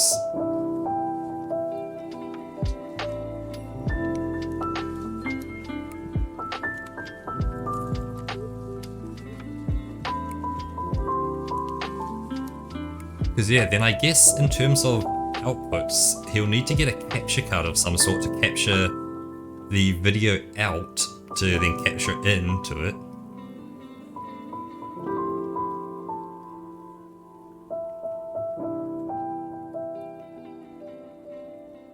Yeah, exactly. So if someone's still in a poor avatar, yeah, he won't have to show the effects. Like, I know when I'm seeing down there, my eyes closed animation like that, it's an animation. Of course, he has animations turned off, and so it never does the eyes closed. Like, my avatar will blink every now and again, but that's it, because that's just the default VRChat. It'll make you blink like randomly every now and again, so it's perfectly fine with that. Yeah, exactly. With Apollo with his keyboard, you know, he has to show Apollo, then the keyboard shows up, all that. So all that will just be a thing soon. It's a couple days till it shows up.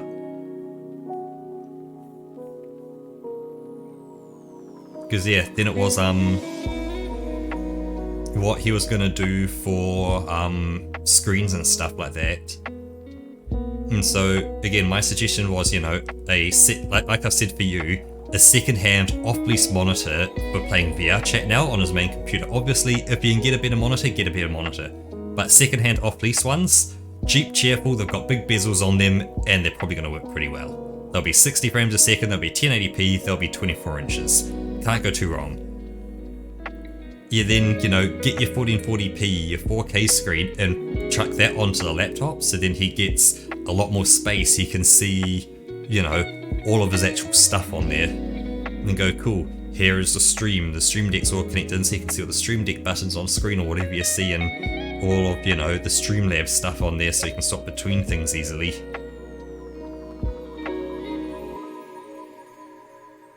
So it looks like things are going to improve as well. He also had a request from one of those random VR platforms as well, and said, hey, come on over and run your show on our VR platform. And so yeah, he took a look at it, But the one thing noticed, and I would have been able to tell you immediately, there's no one there. VR Chat is the only one with people on it. Every other one's almost a ghost town. That they may have like weekly or monthly events where, you know, they go and get people, you know, a bunch of people already in the community all join up and go, hey, look what we've been working on over the past week, the past month or whatever. That's cool and all, but that's not going to find a show. That's not going to tend to show, because the issue is, why would someone change? Like, the best way to look at it is like Facebook, like Twitch, like YouTube. There you go. Where do you go to find a video? Well, you go to YouTube, because it's there, and you then upload your video on YouTube to find viewers of it, because viewers are on YouTube.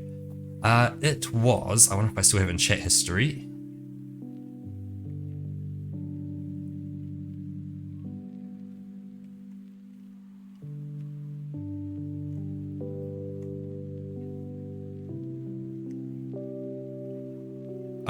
It was Reborn. And so, you know, the creator of Reborn was kind of sitting there going like, oh yeah, I promote you big time, you know, to say, look at what we've got on our platform and all this other stuff to try and bring people in. But that's the problem. You're trying to get people into your platform. The people aren't already there. No one's in the Reborn platform. It's a ghost town. It's like I said to Manifesto, you know, I've had a look at Helios VR. Yeah, promote to who? There's no one there to promote to. I don't care if you've got, you know, 5,000 people in your Discord. They're not going to join. They're not going to go there. You don't have, there's not new people coming in just walking around. Like, when you go into VR Chat, you go, hey, let's look at the Room of the Rain, the Black Cat, the Great Pug. There's literally thousands of people in those worlds. And they're all people who may type and say the word event or mic or open mic or, you know, talent or something like that. Yeah, show doesn't work without people. The other thing is, of course, you know, I've got my avatar. I at least have the files for my avatar and could probably figure out how to upload it into the new platform or a new platform.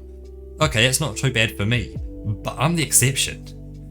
You know, most people don't know how to upload avatars because most people are Quest users.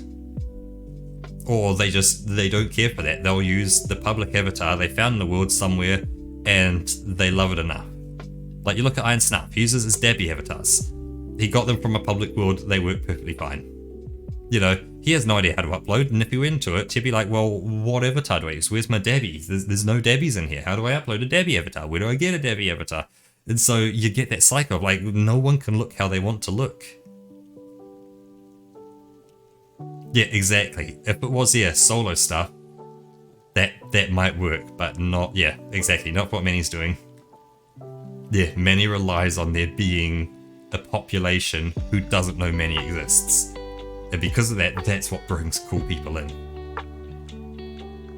Because I know you've probably heard it before, Roka, the amount of times when you just hear someone like at the back of the stage, once like it ends, they go, my god, this is the first time I've been to the show and this was absolutely amazing. I've never been to anything as good as this. And it's just like, yes, that is it. That's why everyone else turns up as well. And there's a solid audience there the whole time.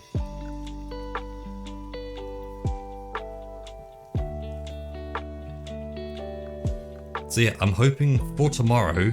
Well, I guess that's the thing. I could probably...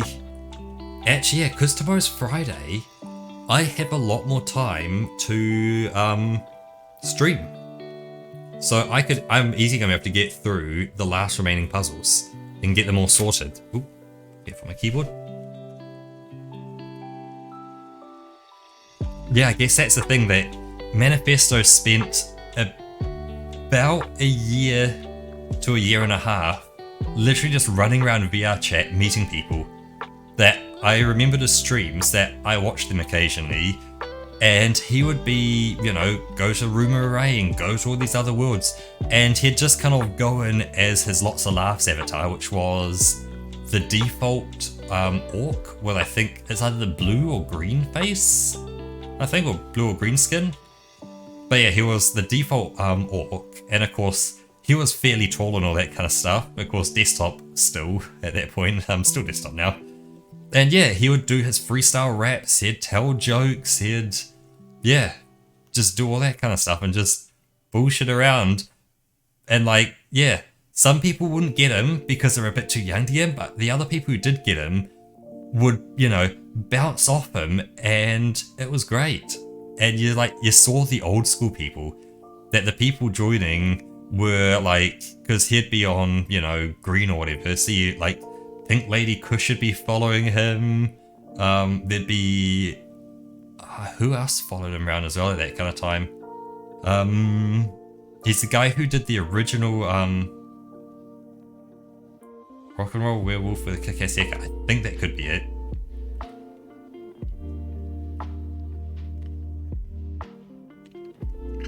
He was the guy who did the original programming for the Munchies Theatre. Can't remember his name off the top of my head, but I think he moved over to doing the Kmart worlds and stuff like that. He joined the Kmart team.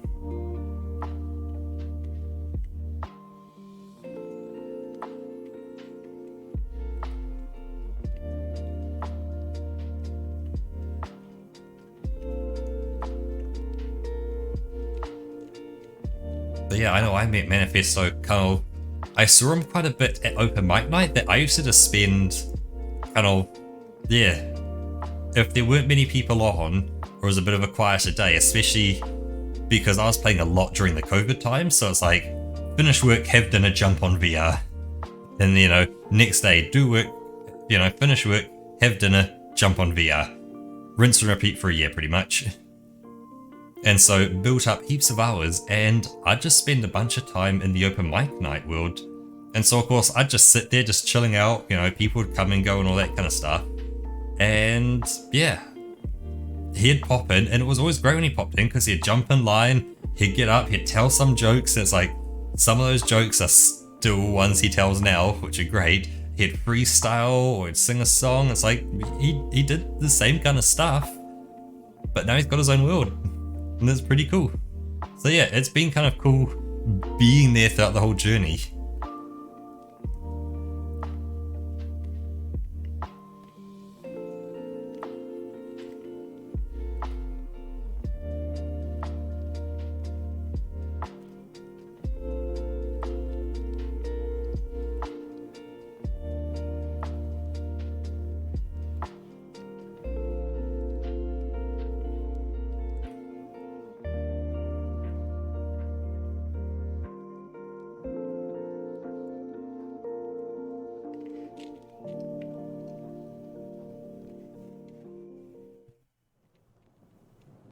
Yeah, that's the thing. He got around VR chat. Like, back in the day, he got around so much.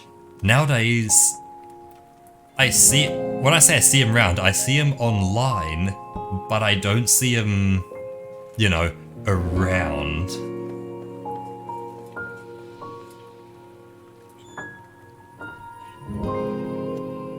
But yeah, I was definitely there before he had the theatre, and then once he got it, I didn't join him right at the beginning, so he got the theatre. I think I was on his friends list, but I didn't know he had the theatre at that point. And I was still just kind of doing my own thing, you know, open mic night, hanging out with friends, you know, just vibing, doing our own thing. And then, once I saw that he had, you know, his own world, it had gone through like an upgrade or two, so it wasn't the OG world, but it was fairly close to the OG. And yeah, never looked back from there.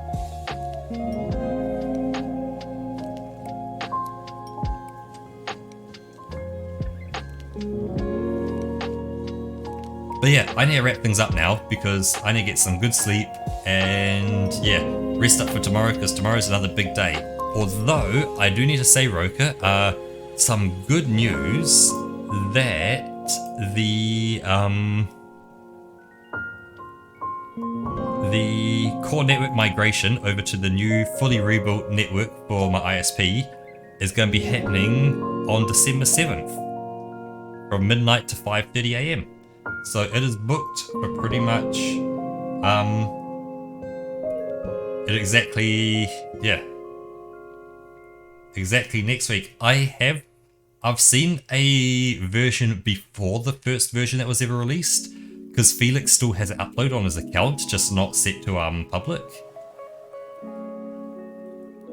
So I was able to he like open up the world for me and we like take a look at this, and you could see the kind of the outline of the theater of it. It's like, hey, cool, that's where seats will be, that's the stage, and like the stage was literally a cube or that kind of thing, and hey, the seats were just cubes on the ground. It's like, cool, those are the seats, here's the stairs in. Yep, so yeah, in exactly a week's time they're doing the they're going to attempt the migration a second time.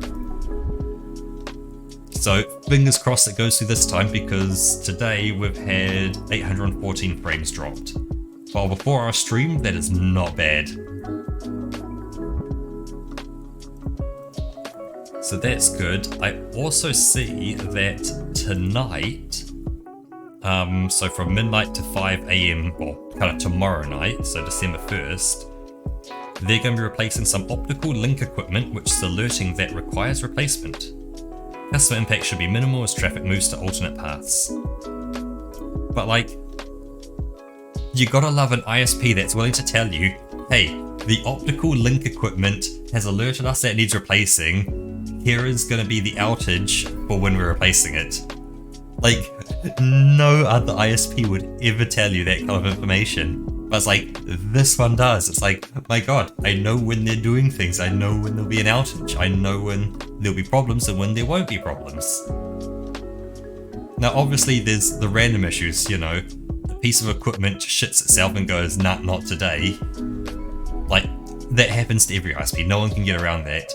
But, you know, that's at least the planned stuff is written down. You can see the planned stuff there. That's so good. But yeah, that's my little ramble on for today. Thank you everyone who stopped by. So thank you for, I think Fonty might still be here, and thank you Roka for stopping in. Absolutely awesome, as well as everyone else who did stop by as well. So Hurley was in here, we had God of War, we had Manifesto, we had Ruka stopped in for a tiny bit. I can't scroll back up to the top.